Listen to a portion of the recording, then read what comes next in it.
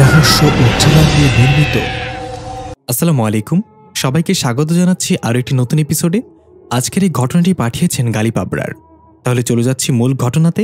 তার আগে সবার কাছে অনুরোধ থাকবে, যারা যারা চ্যানেলটি সাবস্ক্রাইব করেননি অবশ্যই সাবস্ক্রাইব করে নেবেন এবং লেখকের ফেসবুক পেজ ডেসক্রিপশন বক্সে দেওয়া আছে, অবশ্যই লাইক দিয়ে ফলো করে দিবেন। খালেদ ঘেমে গিয়েছে মাটি খুঁড়ে। পুতুলটা হাতে নিয়ে ভালো করে দেখল, তিনটা লম্বা লম্বা সুই বিধানো, আর পুতুলের মাথায় রঙিন চুলের সাথে একগুচ্ছ কালো চুল, একটা কাটা কাপড়ের টুকরো। খালেদ বলল, এগুলো আমার বোনের, তাই না? তামিমা বলল, হ্যাঁ, এগুলো দিয়েই কবিরাজ বান মেরেছিল। খালেদ কিছু একটা ভেবে ঠাস করে তামিমার গালে একটা কষে থাপ্পড় বসিয়ে দিল। তামিমা মাথা নিচু করে দাঁড়িয়ে রইল। খালেদ বলল, কিভাবে করতে পারলে তুমি রূপের সাথে এটা? ও তোমাকে নিজের বোনের মতো মনে করত। তামিমা এখনও চুপচাপ দাঁড়িয়ে আছে। খালেদ পুতুলটা তামিমার হাতে দিয়ে বলল, যা হবার তা হয়ে গিয়েছে।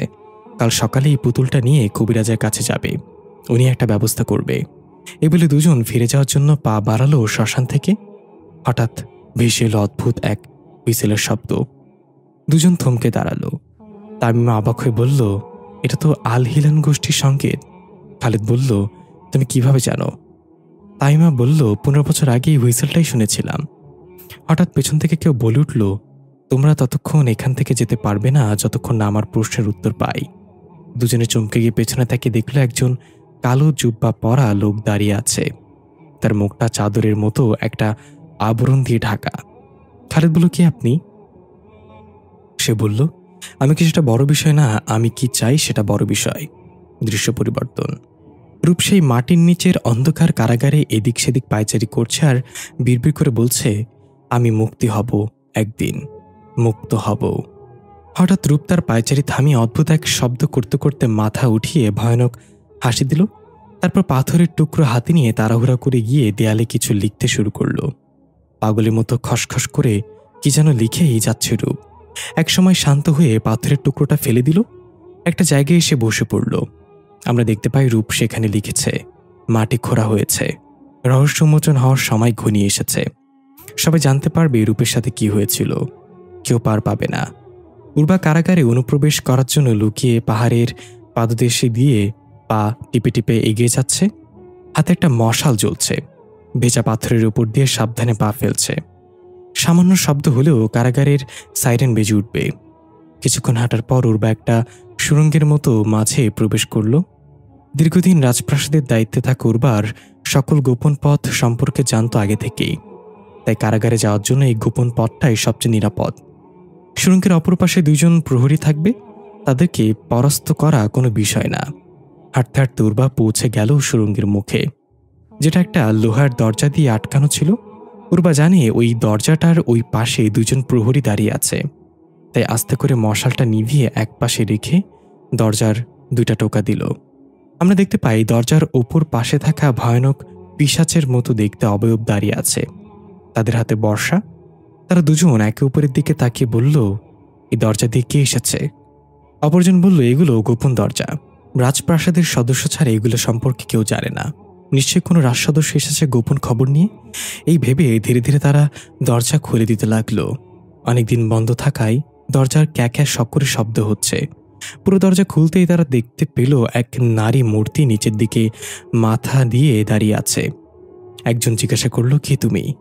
উর্বা ধীরে ধীরে মাথা উঠে একটা পৈশাচিক হাসি দিয়ে বলল, মৃত্যুদূত। তারা দুজন ভয় পেয়ে হা করে উঠে বলল একসাথে, উর্বা। স্ত্রী বলে তারা বর্ষা উঁচু করতে যাবে, উর্বা চোখের পলকে তাদের বর্ষা তাদের গলায় বিঁধে দিয়ে আস্তে করে ধরে বিনা শব্দে নিচে শুইয়ে দিল আর বিড়বিড় করে বলল, তুই এগুলো কিভাবে করে ফেললিস উর্বা? আবার চারিদিকে একবার চোখ বুলে নিল, তারপর আবার 1 পা 2 পা করে এগিয়ে যেতে লাগলো। কারাগারের প্রতিটা দেয়াল পাথরের। যেসব কয়েদিদের নির্যাতন করা হচ্ছে তাদের আত্মচিৎকার ভেসে আসছে। যেহেতু এই কারাগার মাটির নিচে, তাই বাইরে থেকে কেউ তাদের চিৎকার শুনতে পায় না।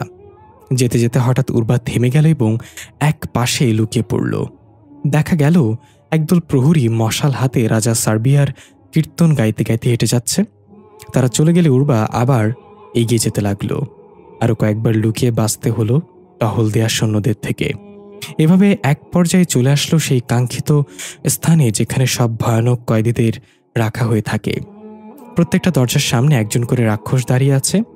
উর্বা দেয়ালের পাশ থেকে উকি মেরে তাকিয়ে বিড়বিড় করে বলল, মেয়েটাকে কোন কামরায় রাখা হয়েছে সেটা তো জানি না, তাহলে কি করবে এখন? হঠাৎ উর্বার হাতের সাথে লেগে দেয়ালে জ্বলতে থাকা মশালটা হালকা নড়ে উঠল। শব্দ পেয়ে প্রতিটা দরজায় দাঁড়িয়ে থাকা রাক্ষস সেদিকে তাকালো। এক রাক্ষস তার ভারী ভারী পা ফেলে শব্দের উৎস খুঁজতে এগিয়ে গেল।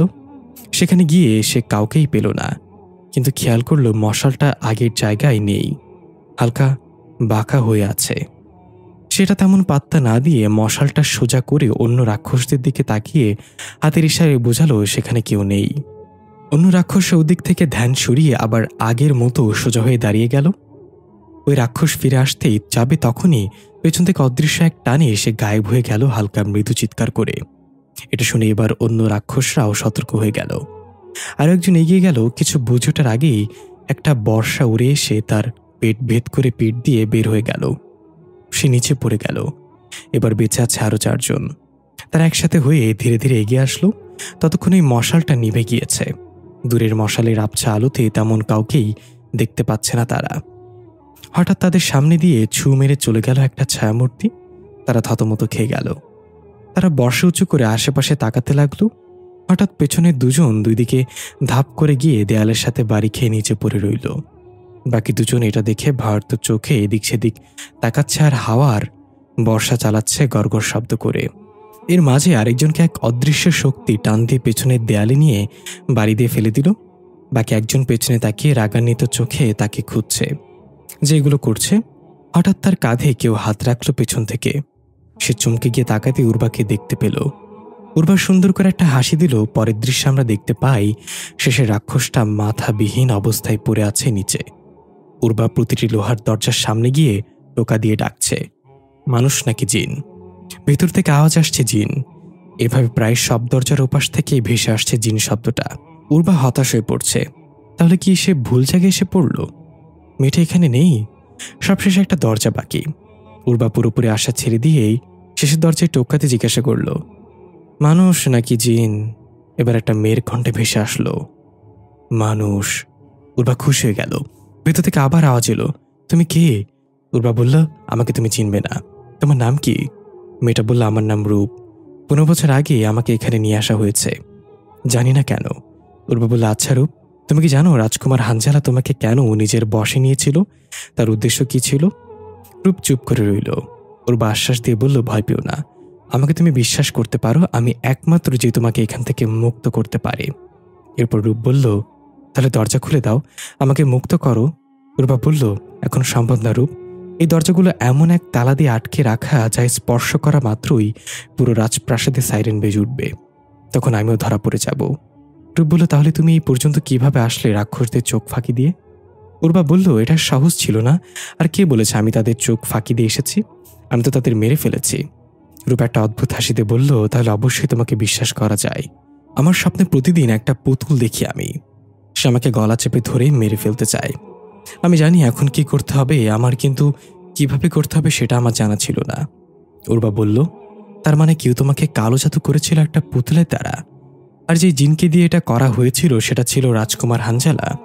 রূপ বলল, এমনটাই হয়েছিল। আমজাদ মুন্সি নামের এক লোক আর তার বন্ধু জিন জুলফিকার মিলে হানজালাকে আমার থেকে ছাড়ানোর সময় দুর্ভাগ্যবশত হানজালার মৃত্যু হয় সেখানে। কিন্তু মৃত্যুর আগে হানজালা আমাকে একটা কথা জানিয়ে গিয়েছিল। উর্বা কৌতূহল নিয়ে বলল, সেটা কি? রূপ বলল, আমাকে কালো জাদু করেছিল আমার সবচেয়ে ভালো বন্ধু তামিমা। আর যে পুতুলটা দিয়ে করেছিল সেটা পুঁতে রেখেছে আমাদের গ্রামের একমাত্র শ্মশানে। ওই পুতুলটা উদ্ধার করতে হবে। উর্বা বলল, সেটা উদ্ধার করলে কি হবে? রূপ উর্বার দিকে উল্টো প্রশ্ন ছুড়ে দিল, আমাকে এখানে কেন বন্দি রাখা হয়েছে বলতে পারো?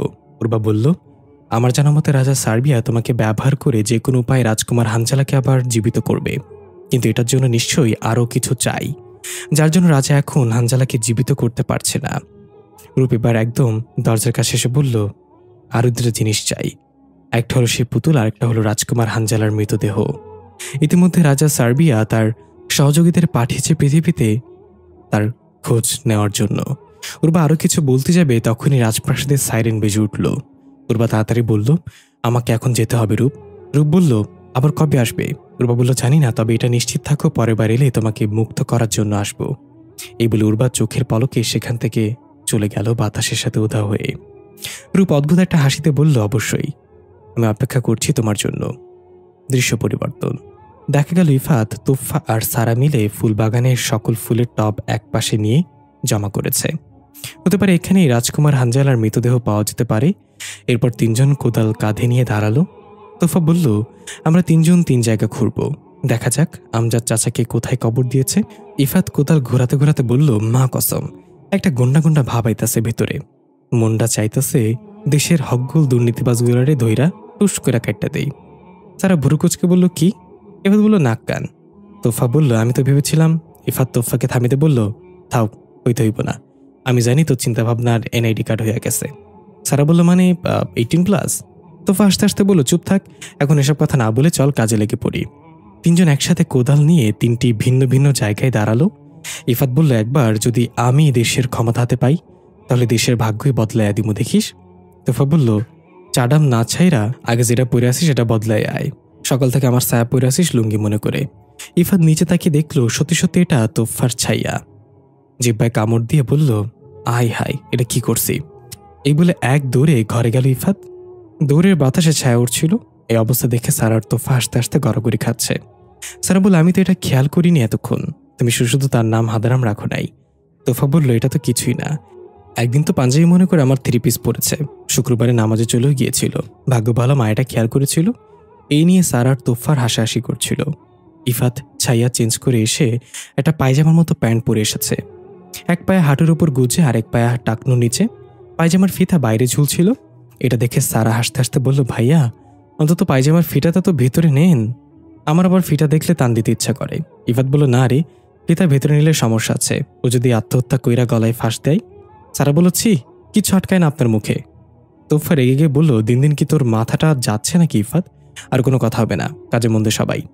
ইফাত বিড়বিড় করে বলল, কথা কইলাম মুখ দিয়ে, এনে মাথার কি দোষ বুঝলাম না। ও আইসা, মুখ তো মাথার মধ্যেই পড়ে, কিন্তু মাথা তো মুখের মধ্যে পড়ে না, কি মুসিবতে পড়লাম। কিছুক্ষণ পর দেখা গেল তিনজনে কয়েকটা জায়গা ঘুরে ফেলেছে। এখানে সেখানে গর্ত খোঁড়া, কিন্তু কেউ কাঙ্ক্ষিত জিনিসটি পায়নি। তোফা এবং সারা ক্লান্ত হয়ে একপাশের ছাউনিতে গিয়ে বসে দম নিতে লাগলো। কিন্তু ইফাত তার কাজ করেই যাচ্ছে, তার মাঝে কোনো ক্লান্তি নেই। এক ফোঁটা ঘামও বের হয়নি ইফাদের শরীর থেকে। একের পর এক গর্ত খুঁড়েই যাচ্ছে নিরলসভাবে। সারা ফিসফিস করে বলল, আচ্ছা তোফা, সে কি ক্লান্ত হচ্ছে না? দেখো তার চেহারায় ক্লান্তির বিন্দুমাত্র ছাপ নেই। আমার মাঝে নথি থাকা সত্ত্বেও আমি ক্লান্ত হয়ে গেলাম, আর সে একজন সাধারণ মানুষ হয়ে এটা কিভাবে করছে? তোফা সারাকে কিছু না বলে ইফাতকে ডাক দিল, কিরে, ডিসেম্বর শেষ হচ্ছে দেখে কাজের গতি বাড়াই দিছিস নাকি, বেতন বাড়ানোর জন্য? ইফাত কোনো কথা বলল না, সে তার মতো মাটি খুঁড়ে যাচ্ছে। তোফা খেয়াল করল ইফাত স্বাভাবিকের চেয়ে দ্রুত কাজ করছে। তোফা উঠে গিয়ে আস্তে আস্তে ইফাদের সামনে দাঁড়ালো।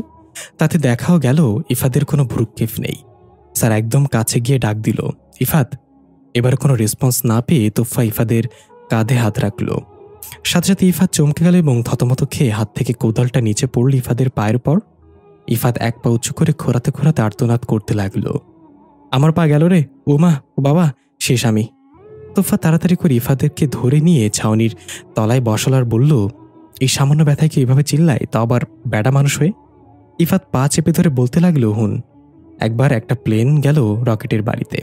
প্লেন রকেটের জিগাইল, তুই আকাশে উড়োস, আমি আকাশে উড়ি, তাহলে তুই আমার চাইতে জোরে চলস কেমনে?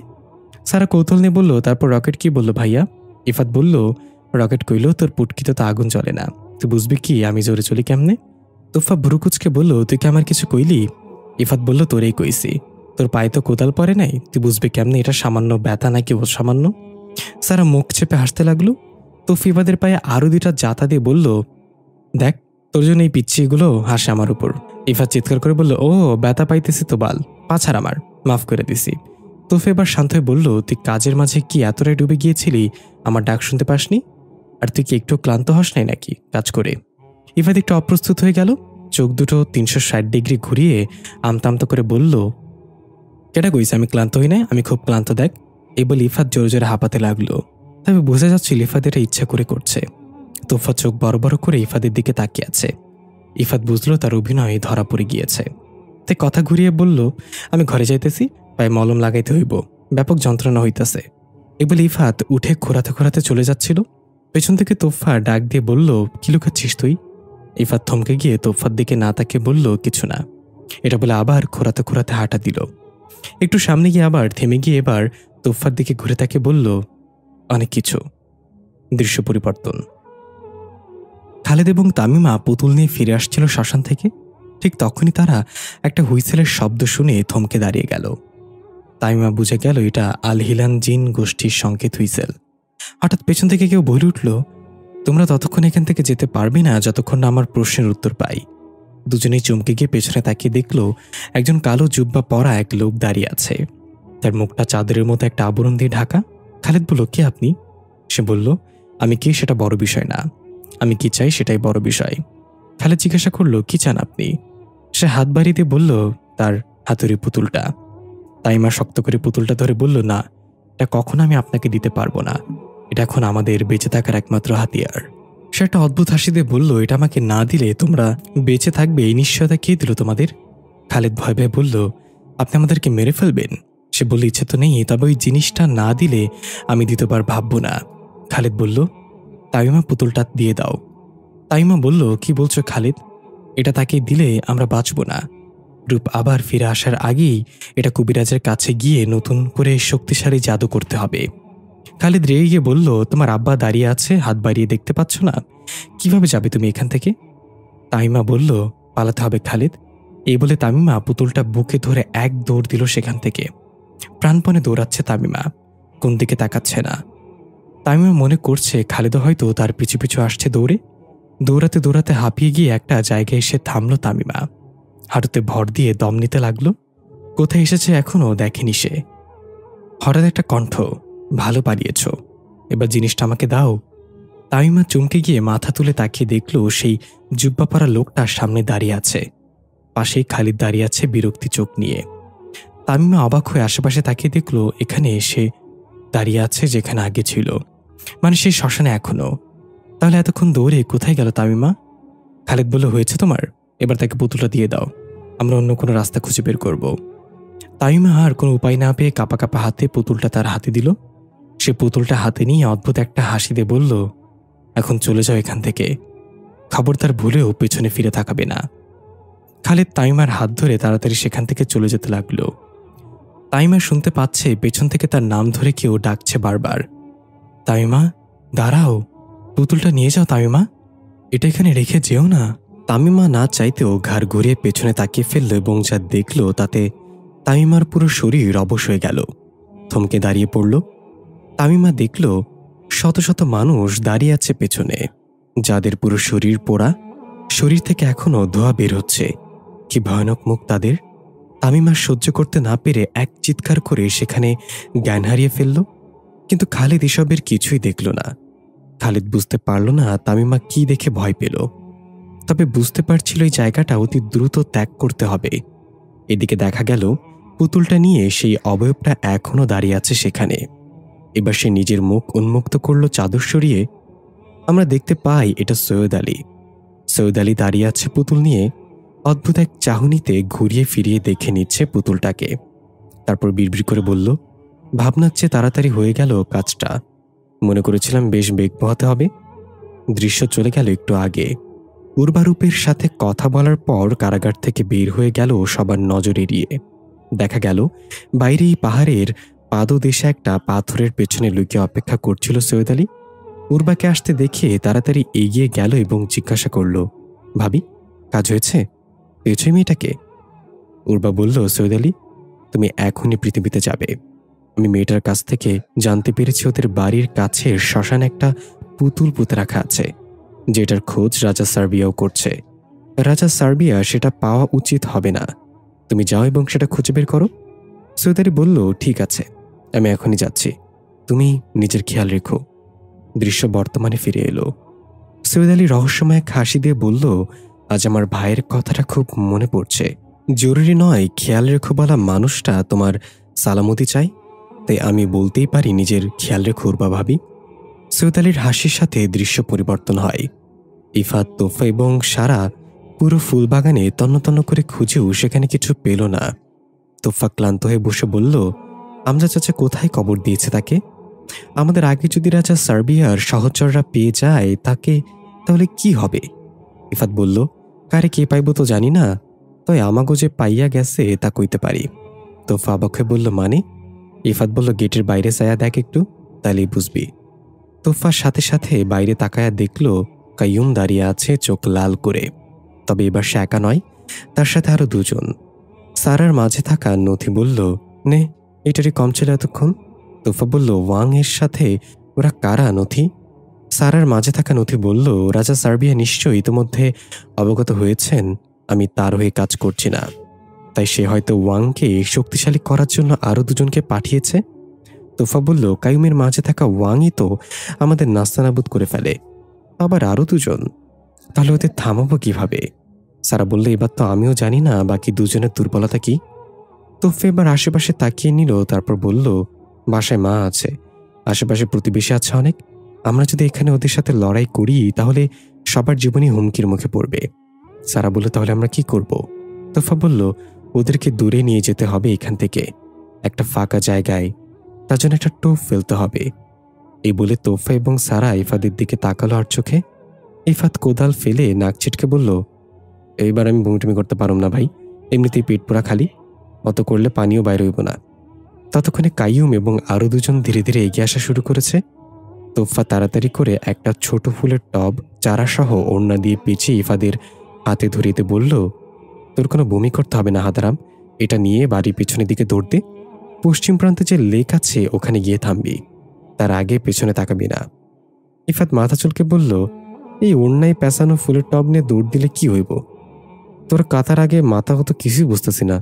সারার সাথে সাথে বলল, আমি বুঝলাম না কি করতে চাচ্ছ তুমি। তোফা একটা ধমক দিয়ে বলল, যা বলেছি কর, এত বুঝে লাগবে না। কাইয়ুম গ্যাং ততক্ষণে প্রায় কাছাকাছি চলে এসেছে। ইফাত কিছু না বুঝলেও তোফার কথা অনুযায়ী দৌড় দেওয়ার জন্য প্রস্তুত হলো। তোফা একটা অদ্ভুত হাসিতে বলল, লেটস অন দ্য রেস বাড়ি। ইফাত একটা রহস্যময় হাসি দিয়ে স্লো মোশনে নিচের দুপা পিছিয়ে দিয়ে চোখের পলকে বাতাসের মতো ছু মেরে চলে গেল। তোফা কাইয়ুমকে শুনিয়ে শুনিয়ে চিৎকার করে বলল, ইফাত ভাগ তাড়াতাড়ি, ওরা যেন তোর হাত থেকে রাজকুমার আঞ্জেলার মৃতদেহ না নিতে পারে, ভাগ ইফাত। এটা শুনে কাইয়ুম রাগান্বিত কণ্ঠে বলল, ভেগে কোথায় যাবে? রাজকুমার হানজালার মৃতদেহ আমরা নিবই ওর কাছ থেকে। এই বলে কাইয়ুম এবং তার গ্যাং ইফাদের পিছু নিল। সারা অবাক হয়ে বলল, তাহলে এই ছিল তাদেরকে লোকালয় থেকে দূরে নিয়ে যাওয়ার প্ল্যান? মানতে হবে তোফা। তোফা বলল, এখন এটা শেষ হয়নি, আমাদের এখন তাড়াতাড়ি ওই লেকের কাছে যেতে হবে। ইফাদ ওখানে একা। সারা বলল, কিন্তু তোমার হাদারাম এমন বিদ্যুৎ বেগে ছুটল কিভাবে? সে আসলে কি বলতো? তোফা সারার দিকে তাকিয়ে চুপ করে রইল আর ভাবতে লাগলো একটু আগের কথা, যখন ইফাদকে জিজ্ঞাসা করেছিল, তোফা কি লুকাচ্ছিস তুই? ইফাদ উত্তরে বলেছিল, কিছু না, আবার অনেক কিছু। তোফা টান দিয়ে ইফাদকে এক সাইডে নিয়ে হাত চেপে ধরে বলল, আজকে তোর বলতে হবে, তুই হঠাৎ করে শুদ্ধভাবে কথা বলিস কিভাবে? রাতে তুই তোর বাবার ছবির সামনে দাঁড়িয়ে কি যেন বিড়বিড় করিস, কাজ করলে ক্লান্ত হস না, এসব কি ইফাদ? আমাকে বল সবকিছু। ইফাদের চোখ দুটো হঠাৎ লাল টকটকে রক্তবর্ণ ধারণ করল। মুখে এক অদ্ভুত হাসি দিয়ে শুদ্ধভাবে বলল, তোরও তো একটা সিক্রেট আছে তোফা। কই, আমাকে তো সেটা কখনো জানতে দিসনি। কিন্তু আমি জানি তুই কোনো মানুষ না, তবু তোকে কখনো জানতে দেইনি আমি এটা জানি। কেন বলতো? তোফা অবাক হয়ে বলল, কেন? ইফাত বলল, কারণ যার গোপনীয়তা তার মুখ থেকে শোনা ভালো। আমি জানতাম তুই একদিন না একদিন আমাকে নিজে মুখে বলবি এটা, কিন্তু আজ তোর জোরাজুরির কারণে আমাকে এটা প্রকাশ করতেই হলো। ভালো হলো না কাজটা। তোফা বলল, তুই এটা কিভাবে জানলি? ইফাত বলল, আমি আরো অনেক কিছুই জানি তোফা, কিন্তু সবকিছু না জানার ভান ধরে থাকি। কোন এক মহাপুরুষ বলেছিল, বাহাদুরি এটা না যে তুমি অনেক কিছু জানো, বাহাদুরি এটা যে তুমি কতটা গোপন রাখতে পারো। নিজের সবকিছু নিজেকেই জানাতে হয় না, তাহলে নিজেই নিজের ক্ষতির কারণ হয়ে দাঁড়ায় কখনো কখনো। তোফা বলল, আমি না তোকে এখন চিনতে পারছি না। যে ইফাতকে সবসময় বোকা বোকা কথা বলতে শুনেছি, যে এখন জ্ঞানের সাগরে কথা বলছে, এবার বল তোর গোপনীয়তা কি? ইফাত একটু হেসে বলল, সময় হলে এই প্রকাশিত হবে সবকিছু, তবে এখন এইটুকু জেনে রাখো, আমার মাঝে একজন লুকিয়ে রাখা হয়েছে। তোফা বলল, কে সে? ইফাত ভারী গলায় বলল, রহস্য। দৃশ্য বর্তমানে। ইফাত এক ওড়নায় পেঁচানো ফুলের টপটা নিয়ে এক ছুটে এসে লেকের কাছে থামল। আর পথ নেই সামনে যাওয়ার, শুধু পানি দেখা যাচ্ছে থই থই। কিছুক্ষণের মাঝে কাইয়ুম গ্যাংও সেখানে চলে আসলো তার ইফাদের পেছনে এসে থামল। ইফাত ধীরে ধীরে ঘুরে তাকালো তাদের দিকে। কাইম বলল, সময় এসেছে আমার উপর বমি করার প্রতিশোধ নেয়ার। তুই আমাকে নোংরা করে দিয়েছিলি, এবার আমার সাথে থাকা দুজন তোর মুখ দিয়ে ঢুকে পেছন দিয়ে বের হবে। ইফাত একবার নিজের পেছনে তাকে বলল, তোর কথা হইন না, আমার লুজ মোশন হইয়া যাইতেছে, তাই সাবধান থাকিস, এইবার আর বমি করুম না। কাইম রেগে বলল, মানে তুই? ইফাত বলল, হ, তুই যেটা ভাবছস ওইটাই। এখন চল একটা চুক্তি করা যাক। কাইম বলল, কি চুক্তি? ইফাত বলল, যার লাগে আমার পিছু নিয়ে আসিস, এই যে অন্যায় পেঁচাইন না, এটা আমি তোরে দিয়া দিমু, বিনিময় তুই আমারে যাইতে দিবি এবার হন। কাইম হাসতে হাসতে বলল, আমি এখন তোকে মেরে এটা তোর কাছে নিয়ে নিব, কোনো চুক্তি হবে না বন্ধু। ইফাত লেকের দিকে দেখিয়ে বলল, এই লেকটা দেখছস? ইহানে ডেইলি অনেক মানুষের গোসল করে।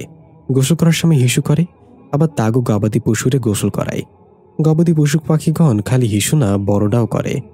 এখন যদি আমি আমার হাতের এইডা এই লেকে ফেলাইয়া দিই ঠাস কইরা, তাহলে তোর কি ইচ্ছা হইব এই নোংরা পানিতে নাইমে এটা তুইলা আনার? কাইম এবার চিন্তায় পড়ে গেল। ইফাত বলল, তাহলে ফালাইয়া দিলাম। এই বলে হাত ছিটকা মারল লেকের দিকে। কাইম চিৎকার করে বলল, এই থাম থাম, আরে ভাই এত তাড়াহুড়া কেন, ভাবতে দে একটু।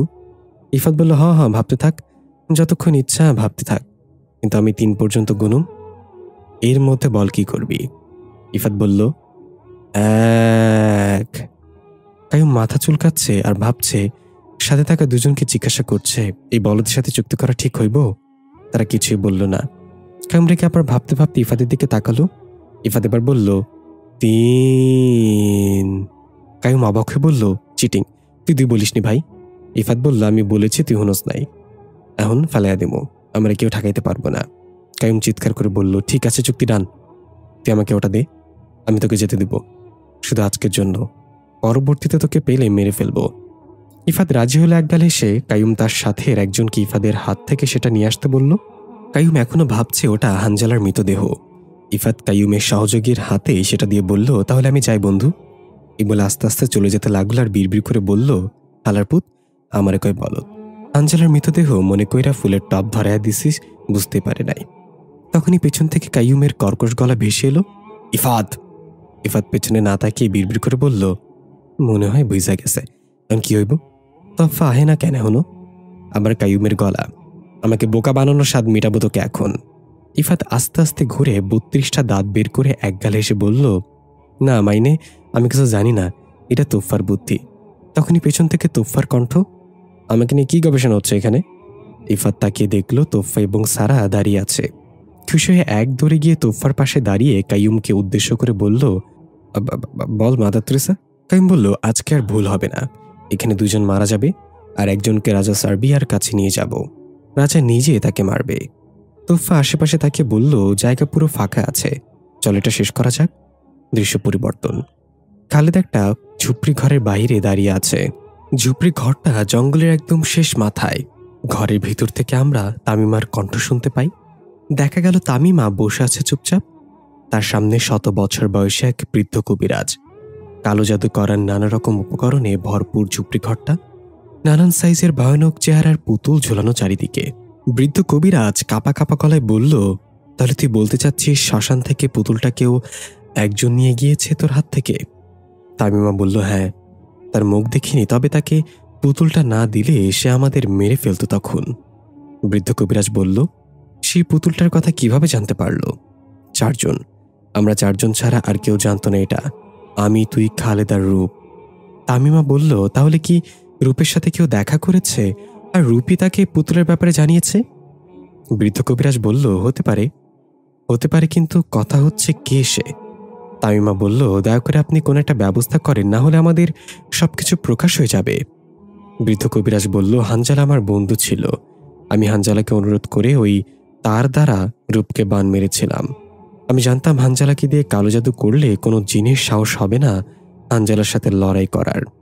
সব তান্ত্রিক কবিরাজ হুজুর ব্যর্থ হবে, সবকিছু পরিকল্পনা মোতাবেক চলছিল। কথা ছিল 1 মাস পর রূপকে মেরে ফেলা হবে, তারপর হানজালা মুক্ত ওই শরীর থেকে।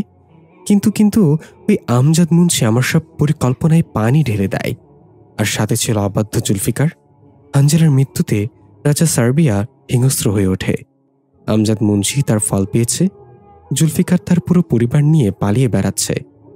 তামিমা বলল, এগুলো তো সব জানা কথা, এমন কিছু বলেন যেটা আমি জানি না? বৃদ্ধ কবিরাজ অদ্ভুত একটা হাসি দিয়ে বলল, পুতুলটা হারিয়ে বড় বিপদ ডেকে এনেছিস। রূপ যদি রাজা সার্বিয়ার কাছে সত্যিটা প্রকাশ করে দেয়, তাহলে না তুই না আমি কেউ বাঁচব না। তামিমা ভয় পেয়ে বলল, তাহলে এখন আমরা কি করব? বৃদ্ধ কবিরাজ বলল, একটা শেষ চেষ্টা করা যাক। আজ রাতে ঠিক 2:05 আবার সে শ্মশানে যাবি এবং এক নিঃশ্বাসে যেখানে পুতুলটা পুঁতে রাখা হয়েছিল সেখান থেকে 3 মুষ্টি মাটি নিয়ে আসবি। তামিমা বলল, তারপর কি হবে?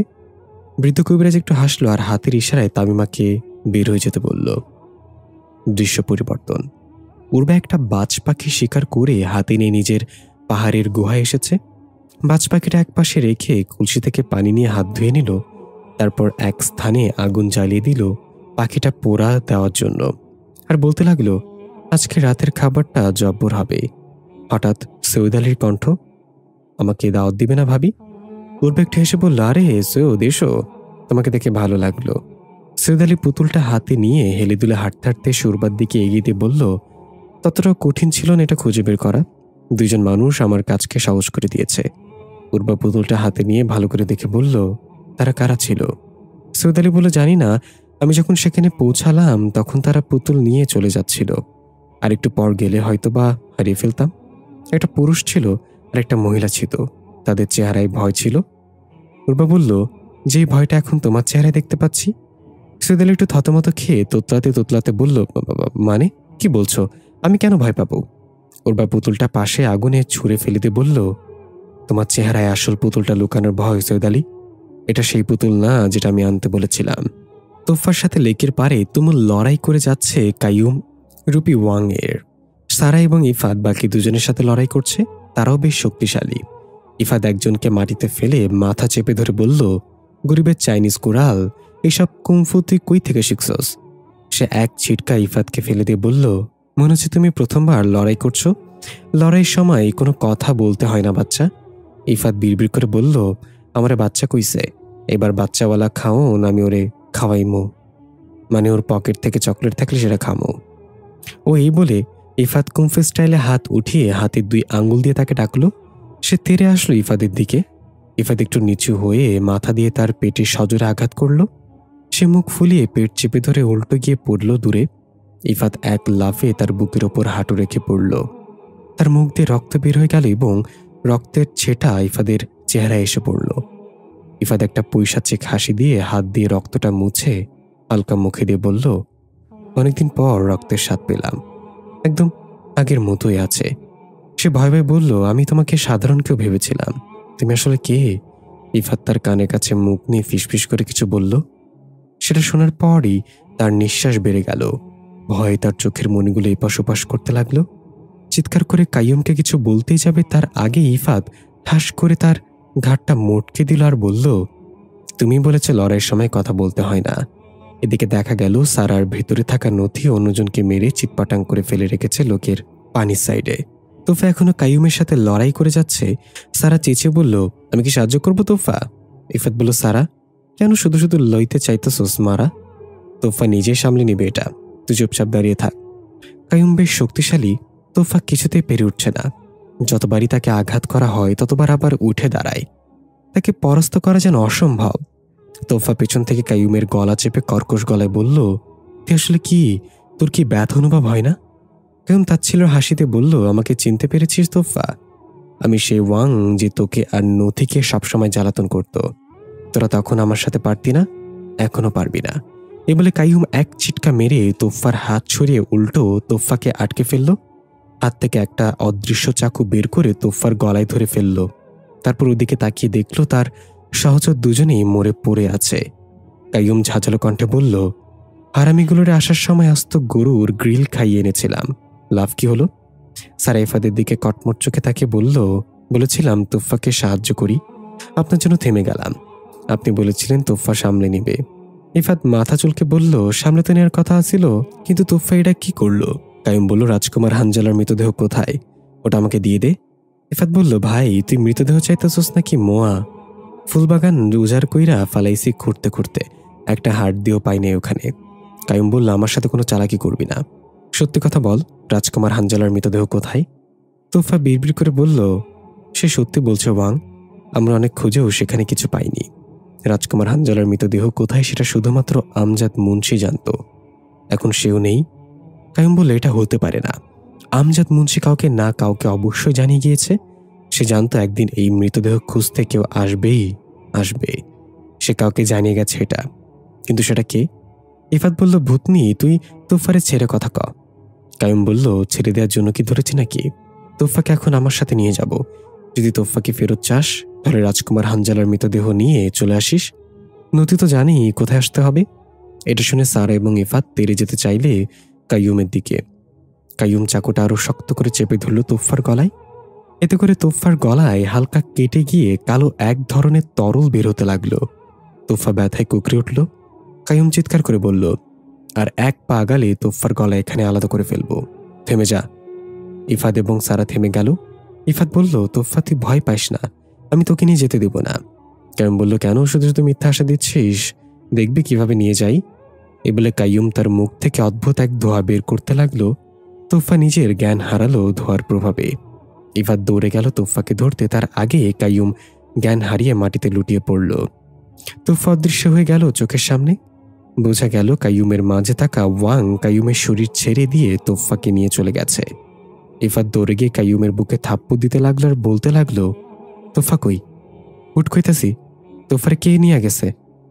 সারা এসে ইফাতকে শান্ত করে বলল, ওর মাঝে এখন ওয়াং নেই, সে তোফাকে নিয়ে চলে গেছে। আমি জানি কোথায় নিয়ে গেছে, কিন্তু রাজকুমার হানজালার মৃতদেহ ছাড়া সেখানে যাওয়া যাবে না। ইফাত উঠে চোখ লাল করে বলল, আমিও জানি কোথায় নিয়ে গেছে তোফাকে, চল আমার সাথে। দৃশ্য পরিবর্তন। সৈয়দ আলী না বুঝার ভান করে বলল, এসব কি বলছো ভাবি? আমি কেন পুতুল পাল্টে দিব? বিশ্বাস করো, এই পুতুলটাই খুঁজে পেয়েছি শ্মশান থেকে। উর্বা একটা তরবারি ক্যাচ করে বের করে সৈয়দ আলীর গলায় ধরে গুহার পাড়ের সাথে লাগিয়ে বলল, আমি উর্বা, মানুষ এবং জিনের সংমিশ্রণে তৈরি করা উর্বা। আমি সেটা দেখতে পাই যা তোমার চোখ দেখতে পায় না। সত্যি কথা বলো সৈয়দ আলী, পুতুল কাকে দিয়েছ তুমি? এবার সৈয়দ আলী তার ভোলা ভোলা চেহারাটা পরিবর্তন করে বিকৃত এক হাসিতে বলল, বাহ ভাবি বাহ, মানতেই হবে কেন রাজা সার্বিয়া তোমাকে এত ভয় পায়। তুমি আসলে ওটা কি যেন বলে না তোমাদের পৃথিবীর লোকেরা? হ্যাঁ, মনে পড়েছে, জিনিয়াস। উর্বা সৈয়দ আলীর গালে থাম করে একটা ঘুষি দিয়ে গাল ফাটিয়ে দিয়ে তারপর বলল, কার হয়ে কাজ করছো তুমি? সৈয়দ আলী অদ্ভুত একটা হাসি দিয়ে রাজপ্রাসাদের সংকেতে হুইসেল বাজাতে লাগলো। উর্বা জানি হুইসেলটা তখনই বাজানো হয় যখন রাজদরবারে কোনো সদস্য বিপদে পড়ে। উর্বা প্রচণ্ড রেগে সৈয়দ আলীর মাথায় তরবারির হাতুল দিয়ে বাড়ি দিয়ে তাকে অজ্ঞান করে ফেলল। সাথে সাথে সেখানে রাজা সার্বিয়ার বড় একদল সৈন্যদল ঢুকে পড়ল শক্তিশালী অস্ত্র নিয়ে। উর্বা তরবারিটা শক্ত করে ধরে বলল, কেউ যদি নিজের জীবন ভালোবাসো তাহলে এখনই চলে যাও, না হলে এসেছো তো দুই পায়ে, যেতে হবে চার কাঁধে। সৈন্যরা একে অপরের দিকে তাকিয়ে একটু ভীত হলো, তবুও আফাদারি মেটাতে ঝাঁপিয়ে পড়ল উর্বার উপর। চারিদিক থেকে উর্বার উপর আক্রমণ হতে লাগলো। উর্বা এক এক করে তাদের কুচু কাটা করতে লাগলো। কারোর পা নেই তো কারোর হাত নেই, নিচে পড়ে কাতরাচ্ছে এক একজন, আবার কারোর মাথা এক জায়গায়, শরীরের আরেক জায়গায়। উর্বার চেহারা রক্তের ছেটায় পরিপূর্ণ, চুলগুলো উঠছে দৌড়ের বাতাসে, মুখে ভয়ানক হুঙ্কার, পুরো এক হিংস্র সিংহ। মারতে মারতে প্রায় শেষ করে ফেলেছে সৈন্যদের, আর মাত্র কয়েকজন আছে। উর্বা অনেক ক্লান্ত, তবুও থেমে যাচ্ছে না। হঠাৎ পিছন থেকে একটা আঘাত লাগলো উর্বার মাথায়। উর্বা মুখ থুবড়ে মাটিতে পড়ে গেল। হাত থেকে তরবারি ছিটকে পড়ে গেল। দেখা গেল এটা সৈয়দ আলী ছিল। তার জ্ঞান ফিরে এসেছে এবং উর্বাকে আঘাত করছে পেছন থেকে। বেঁচে থাকা সৈন্যরা এই সুযোগে উর্বাকে আটকে ফেলল লোহার শিকলে। এটা এমন এক শিকল যা দিয়ে আটক করলে জিনরা তাদের শক্তি হারায়। উর্বা তার শক্তি হারালো, তবুও টানা হেঁচড়া করতে লাগলো আহত সিংহের মতো হুঙ্কার দিয়ে। সৈন্যরা শিকল ধরে রাখতে পারছিল না। অনেক কষ্টে উর্বাকে শান্ত করা হলো। উর্বা নিচের দিকে তাকিয়ে গড়গড় শব্দ করতে লাগলো। সৈয়দ আলী এগিয়ে এসে বলল, তোমাকে আটকাতে এতটা কঠিন হবে ভাবিনি, সত্যি তুমি অনেক শক্তিশালী। উর্বা কলকশ গলায় বলল, বিশ্বাসঘাতক? সৈয়দ আলী প্রচণ্ড রেগে উর্বার থুতনি চেপে ধরে বলল, হ্যাঁ, আমি বিশ্বাসঘাতক। ছোটবেলা থেকে আমি অবহেলিত হয়েছি। বাবা মা সবসময় জুলফিকারকে বেশি আদর করত। পাড়া প্রতিবেশী সবাই জুলফিকারের গুণগান গাইত। আমাকে কেউ কখনো সুযোগ দেয়নি নিজের প্রতিভা দেখানোর। আমি যদি সিংহ শিকার করতাম, জুলফিকার শিকার করত হায়না। আমি হায়না শিকার করলে জুলফিকার শিকার করত নেকড়ে। সবসময় আমার ওপর থাকতো। মুখে মুখে ভাই বললেও কখনো সবার সামনে আমার প্রশংসা করেনি, আমাকে নিচু দেখিয়েছে। এই বিশ্বাসঘাতকতা একদিন তৈরি হয়নি উর্বা। দিনের পর দিন জমে থাকা রাগ আর ক্ষোভ থেকে আমি বিশ্বাসঘাতক হিসেবে তৈরি হয়েছি। উর্বা বলল, জুলফিকার কখনো তোকে ছোট করেনি, তুই নিজে নিজেকে ছোট করেছিস। তুই সবসময় হিংসা দিয়ে জিততে চেয়েছিস, আর এখন তুই নিজেকে দেখ কি বানিয়ে ফেলেছিস। সৈয়দ আলী একটু হেসে বলল, এখন তো কিছুই বানাইনি। তোমাকে ধরে নিয়ে যাওয়ার বিনিময়ে রাজা সার্বিয়া আমাকে রাজ দরবারের সবচেয়ে গুরুত্বপূর্ণ পদ তথা উজির আজম বানিয়ে দিবে। রাজা সার্বিয়া এটা অনেক আগেই ঘোষণা করেছিল। উর্বাকে ধরে নিয়ে আসতে পারলে তাকে এই পদ দেয়া হবে, কিন্তু ভালো সুযোগ পাচ্ছিলাম না তোমাকে ধরার। তুমি যে কি করতে পারো তা তো একটু আগেই দেখলাম। উর্বা হাসতে হাসতে বলল, তুই মরবি এই পাপের জন্য। সৈয়দ আলী বলল, ব্যাস, এবার তাকে নিয়ে চলো টেনে হিচড়ে। রাজা সার্বিয়ার জন্য পুরস্কার আর আমার পদ পাওয়ার সময় হয়ে গিয়েছে। তখনই আগুনের গোলার মতো কিছু একটা এসে এক এক করে বেঁচে থাকা সকল সৈন্যকে টাস টাস করে মেরে ফেলল। তারা উর্বাকে ছেড়ে মাটিতে লুটিয়ে পড়ল। সৈয়দ আলী তাড়াতাড়ি নিজেকে আড়াল করে বলল, কে, এটা কে করেছে? কার এত বড় সাহস? অদ্ভুত মাস্ক পরা কিছু সৈন্য অত্যাধুনিক অস্ত্র নিয়ে সেখানে প্রবেশ করল স্লো মোশনে। মাঝখানে কালো হুডি পরা একজন সুঠাম দেহের নীল চোখওয়ালা পুরুষ, চুলগুলো লম্বা আর বেনি করা, হাতের আঙ্গুলে কোষ্ঠী পাথরের আংটি। সৈয়দ আলী উকি মেরে তাকিয়ে ভর্ত গলায় বলে উঠল, রাজকুমার হেনরি। রাজকুমার হেনরি তার হুডি নামালো মাথা থেকে, তারপর সুন্দর একটা হাসি দিয়ে বলল, তোমাকে দেখে ভালো লাগলো উর্বা। উর্বা নিজের শরীর থেকে শিকল সরিয়ে উঠে দাঁড়িয়ে বলল, শুক্রিয়া রাজকুমার হেনরি। কথাবার্তা বলার আগে একজনকে তার প্রাপ্য বুঝিয়ে দিতে হবে। এই বলে এক ঝটকায় সৈয়দ আলীর কাছে গিয়ে চুলের মুঠি ধরে টেনে বের করে আনলো উর্বা তাকে। সৈয়দ আলী আকুতি মিনতি করে বলল, ক্ষমা করে দাও আমাকে, ক্ষমা করে দাও, আমি ভুল করেছি, এমন ভুল আর কখনো হবে না। উর্বা সৈয়দ আলীর মাথা দুই হাতে ধরে বলল, শত্রুকে ক্ষমা করা যায়, কিন্তু বিশ্বাসঘাতককে না। তোর এই ভুলের একটাই প্রাপ্য। এই বলে এক টানে সৈয়দ আলীর ঘাট থেকে মাথাটা আলাদা করে ফেলল উর্বা আর বলল, মৃত্যু। রক্তের ছেটা রাজকুমার হেনরির গালে গিয়েও পড়ল হালকা। রাজকুমার হেনরি আঙ্গুল দিয়ে রক্তটা মুছে মুচকে এসে বলল, এই জন্যই তোমাকে এত ভালো লাগে উর্বা। তুমি যাকে ভালোবাসো তার জন্য নিজের জীবন দিয়ে দিতে পারো, আর যে তোমার শত্রু হয় তার জীবন না নেওয়া পর্যন্ত থামো না। উর্বা সৈয়দ আলীর মাথাটা হাতে নিয়ে রাজকুমার হেনরির কাছে এসে বলল, কাজের কথায় আসো, তুমি এখানে কি করছো? রাজকুমার হেনরি বলে, অনুভব করছিলাম তোমার জীবন হুমকির মুখে, তাই চলে এলাম তোমাকে বাঁচাতে। আমার প্রতি কৃতজ্ঞ হওয়া উচিত তোমার।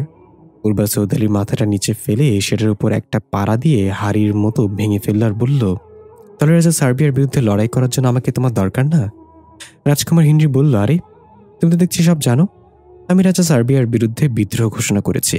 ওই সিংহাসন আমার প্রাপ্য, আমি সবচেয়ে বেশি হকদার। তুমি আমার সঙ্গ দাও উর্বা। তুমি একা একটা সেনাবাহিনী, তুমি আমার সাথে থাকলে এটা সহজ হয়ে যাবে আমার জন্য। উর্বা কিছু না বলে হেঁটে হেঁটে চলে গেল ভেতরের দিকে। রাজকুমার হেনরি বলল, কিছুটা বলো উর্বা, তাহলে আমি কি খালি হাতে ফেরত যাব? উর্বা তার শিকার করে আনা বাজ পাখিটা আগুনে দিয়ে বলল, ওরা মাংস খাওয়ানো কতদিন হয়েছে? রাজকুমার হেনরি বুঝতে পারল উর্বা তার সাথে আছে।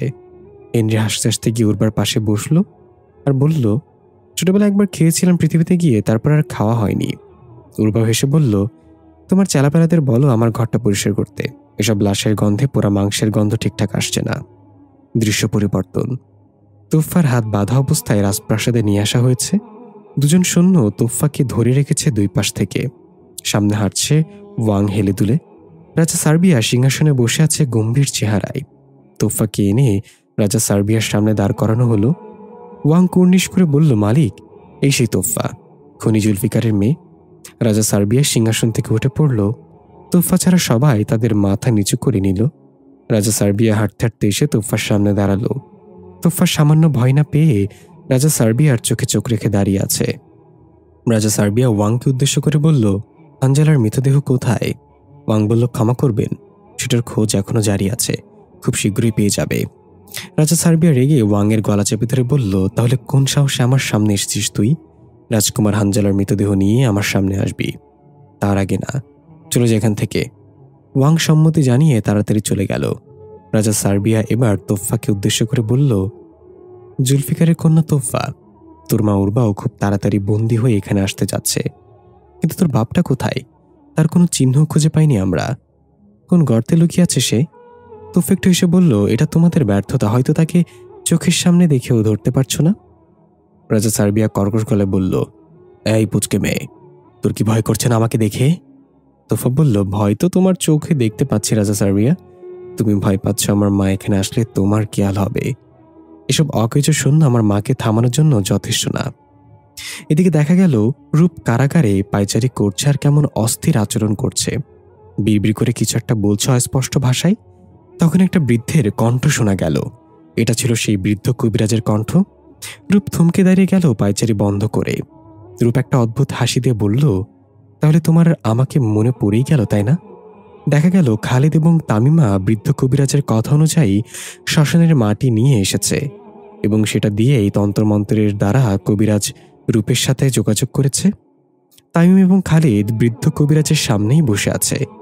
বৃদ্ধ কবিরাজ রূপকে উদ্দেশ্য করে বলল, পুতুলটা এখন হয়তো রাজা সার্বিয়ার কাছে আছে, তুই দয়া করে তাকে আসল সত্যটা বলিস না, তাকে তার মতো কাজ করতে দে। রূপ খিলখিল করে হেসে উঠল আর বলল, আজ 15 বছর ধরে আমি এই অন্ধকার নরকে বন্দী হয়ে আছি। তখন তো একবার আমাকে এখান থেকে বাঁচিয়ে নেওয়ার জন্য যোগাযোগ করনি তোমরা? এখন যখন নিজেদের জীবন হুমকির মুখে, তখন আমাকে বলছো আমি যেন সত্যিটা না বলি? আমার উত্তর একটাই, জাহান্নামে যাও তোমরা। বৃদ্ধ কবিরাজ বলল, তোকে একটা কথা এখনো বলা হয়নি। তোর ভাই খালিদও জানে তোকে তামিমা কালো জাদু করেছিল। রূপ খুশি বলল, দাদাভাই জানে? তাহলে তো ওই তামিমাকে শেষ করে দিয়েছে নিশ্চয়ই। বৃদ্ধ কবিরাজ এবার খালিদের দিকে তাকিয়ে বলল, সে এবং তামিমা আমার সামনে বসে আছে, তোর ভাই তামিমাকে মাফ করে দিয়েছে। এটা শুনে রূপ চিৎকার করতে লাগলো, ঝাঁঝালো কণ্ঠে বলতে লাগলো, তাহলে আমার দাদা ভাইও মরবে, এই পথে কারোর প্রতি কোনো মায়া নেই, কোনো ক্ষমা নেই। আমি রাজা সার্বিয়ার মুখোমুখি হয়ে বলে দিব, রাজকুমার হানজালার খুনি জুলফিকার না, বরং তুমি বৃদ্ধ কবিরাজ। দৃশ্য শুরু হয় 15 বছর আগ থেকে। রূপ এবং তামিমা একই ক্লাসের ছাত্রী, দুজন প্রতিবেশী হওয়ার সাথে সাথে খুব ভালো বন্ধু বটে। তবে রূপের মন যতটা পরিষ্কার, তামিমার মন ততটা হিংসে দিয়ে পরিপূর্ণ। রূপ সবসময় ক্লাসে ফার্স্ট পজিশন নেয়, কিন্তু তামিমা কখনো ভালো রেজাল্ট করতে পারে না। এটা নিয়ে ক্লাসের টিচাররা তামিমাকে নানান কথা শোনায় রোজ। সবসময় বলে, রূপকে দেখে কিছু শেখো তামিমা, ও তোমার ভালো বন্ধু, তাহলে বন্ধুর মতো রেজাল্ট আসে না কেন তোমার? শুধু চেহারা দিয়ে ভালো রেজাল্ট করা যায় না। তামিমা রূপের চেয়ে অধিক সুন্দরী ছিল, আর এই নিয়ে তামিমার বেশ অহংকারও ছিল। তবে লেখাপড়ার দিক দিয়ে সে কখনো রূপকে ছাড়িয়ে যেতে পারেনি। তামিমার মা বাবা এটা নিয়ে তাকে কথা শোনাতো। তামিমার বাবা ছিল অর্থবিত্তের দিক দিয়ে সমাজের একজন সম্মানিত ব্যক্তি। প্রতিবার রেজাল্টে রূপের পেছনে থাকাটা তামিমার বাবাও ভালো চোখে দেখছে না। এইসব কিছু নিয়ে তামিমা অনেক বিরক্ত, তবে সে কখনো সেটা রূপের সামনে প্রকাশ করেনি। উপরে উপরে সবসময় হাসি খুশি আর ভালো বন্ধু হওয়ার অভিনয় করে গেছে। তামিমার ধৈর্যের বাদ তো তখন ভাঙল যখন অভি নামের ছেলেটাকে রূপের সাথে হাসতে হাসতে কথা বলতে দেখল। অভিকে তামিমা পছন্দ করত মনে মনে। কথা ছিল ফাইনাল এক্সামের পরে তামিমা তার মনের কথা জানাবে রূপকে, কিন্তু রূপের সাথে অভিকে কথা বলতে দেখে তামিমার ভেতরটা যেন ক্রোধে জ্বলে যাচ্ছে। এভাবে কয়েকদিন গেল। অভি দিন দিন রূপের সাথে একটু বেশি মিশছিল। রূপও বেশ হাসি খুশির অভির সাথে। তামিমা দূর থেকে দাঁড়িয়ে রাগ আর অহংকার ভরা চেহারা নিয়ে দাঁতের দাঁত চেপে বলল, এবার তো কিছু একটা করতেই হবে। তুই আমার জীবন থেকে সব কেড়ে নিচ্ছিস রূপ, তোকে তোর মূল্য দিতেই হবে। পরবর্তী দৃশ্যে আমরা তামিমাকে দেখতে পাই সেই বৃদ্ধ কবিরাজের ঝুপড়িতে। তামিমা জানত কবিরাজ অনেক লোভী প্রকৃতির। সে ঝুপড়ি ঘরে থাকলেও তার আরাম আয়েসের শেষ নেই। বৃদ্ধ কবিরাজ কাঁপা কাঁপা গলায় বলল, তাহলে তুই তোর সবচেয়ে ভালো বন্ধুকে মেরে ফেলতে চাইছিস? তামিমা তার সাথে করে একটা টাকার ব্যাগ নিয়ে এসেছে। টাকাগুলো বৃদ্ধ কবিরাজের সামনে ঢেলে দিয়ে বলল, হ্যাঁ, মেরে ফেলতে চাই ওকে। ওর জন্য আমার জীবনটা জাহান্নাম হয়ে যাচ্ছে। আমি চাই আপনি আপনার সবচেয়ে ভালো ভয়ানক কালো জাদুটা করেন ওর উপর, এমনভাবে মারবেন যাতে কেউ কখনো এর রহস্য উদ্ঘাটন করতে না পারে। কবিরাজ টাকা দেখে ঝলমল করে উঠল, মুখে একটা লোভনীয় হাসি দিয়ে বলল, মরবিও, অবশ্যই মরবে। আমি সবচেয়ে শক্তিশালী জিন চালান দেব ওর উপর, 1 মাসের মধ্যেও মরে যাবে। কিন্তু তার জন্য আমার কিছু চাই। তামিমা ব্যাগ থেকে একটা পুটলি বের করে বলল, এখানে রূপের চুল ও রক্তমাখা প্যাড আর হাতে নখ আছে। বৃদ্ধ কবিরাজ মুচকে এসে বলল, পুরো তৈরি হয়ে এসেছিস? তাহলে আজ থেকে রূপের জীবনের শেষ ঘন্টা বেজে গেল। 1 মাস, 1 মাসের মাথায় রূপ তার শেষ নিঃশ্বাস ত্যাগ করবে। এবার তুই যা। তামিমা বৃদ্ধের দিকে কিছুক্ষণ তাকিয়ে থেকে সেখান থেকে উঠে বের হয়ে যেতে লাগলো। বের হওয়ার আগে তামিমা আবার পেছনে তাকিয়ে বলল, আমাকে যেন কেউ সন্দেহ না করে। কবিরাজ তামিমাকে আশ্বাস দিল এটা সম্পূর্ণ গোপন থাকবে, আর রূপের মৃত্যুকে সবাই একটা দুর্ঘটনা মনে করবে। তামিমা চলে গেলে বৃদ্ধ তার কার্যক্রম শুরু করে দিল। একটা পুতুল নিল বেছে, পুতুলে 3টা সুই ঢোকালো। তারপর তামিমার নিয়ে আসা রূপের জিনিসগুলো একটা পানির পাত্রে ভিজিয়ে দিল। বৃদ্ধ অদ্ভুত কিছু মন্ত্র পড়ে পানিতে ফু দিতে লাগলো। এক পর্যায়ে পানিটা কালো রং ধারণ করলো। এবার পুতুলটা সেই পানিতে ডুবিয়ে দিয়ে কাকে যেন আহ্বান করতে লাগলো লাগাতার। এদিকে দেখা গেল রূপ দুপুরে খাবার খাচ্ছিল। হঠাৎ করেই রূপের গলায় খাবার আটকে গেল। রূপ দম নিতে পারছিল না। পাশে থাকা পানির গ্লাসটা হাতে নিতে গেলে হাতটা লেগে সেটা পড়ে গেল। শব্দ শুনে রূপের মা এসে দেখল রূপের চোখ মুখ ফুলে গিয়েছে লাল হয়ে। রূপ এখনো চেষ্টা করছে খাবারটা ভেতরে নেয়ার, কিন্তু পারছে না। রূপের মা এসে পিঠে বুক চাপ দিতে লাগলো অস্থির হয়ে। রূপের দম প্রায় বন্ধ হওয়ার অতিক্রম, তখন তার মা পুরো শক্তি দিয়ে পিঠে কিল দিল। এবার রূপ গলায় আটকে থাকা খাবারটা বমি করে ফেলে দিল। ক্লান্ত হয়ে জোরে জোরে নিঃশ্বাস নিতে লাগলো। পরবর্তী দৃশ্য আমরা দেখতে পাই রূপ অস্বাভাবিক আচরণ করছে, পাগলের মতো খাবার খাচ্ছে, বড় বড় গাছে উঠে যাচ্ছে, লাফিয়ে লাফিয়ে নিজেরই গলা চেপে ধরে মেরে ফেলতে চাইছে। বোঝা গেল কবিরাজ রূপের উপর জিন চালন করেছে। দিন দিন রূপের আচরণ আরো খারাপ হতে লাগলো। আশেপাশে যাকে দেখে তাকে মারতে চায়, আর সবসময় বলে আমি চলে যাব সবাইকে ছেড়ে। সে আমাকে নিয়ে যাবে বলেছে, তাকে আমি ভালোবাসি। এর মাঝে রূপের বাবা পরিস্থিতি খারাপ দেখে খোঁজ নিতে লাগলো ভালো কোনো তান্ত্রিক বা হুজুরের। পেয়েও গেল আমজাদ মুন্সি নামের একজনকে। চারিদিকে তার অনেক সুনাম। তাকে নিয়ে আসা হলো রূপের চিকিৎসা করার জন্য। তামিমা এটা আগেই জানতে পেরেছিল, তাই দেরি না করে সোজা কবিরাজের ঝুপড়িতে চলে গেল।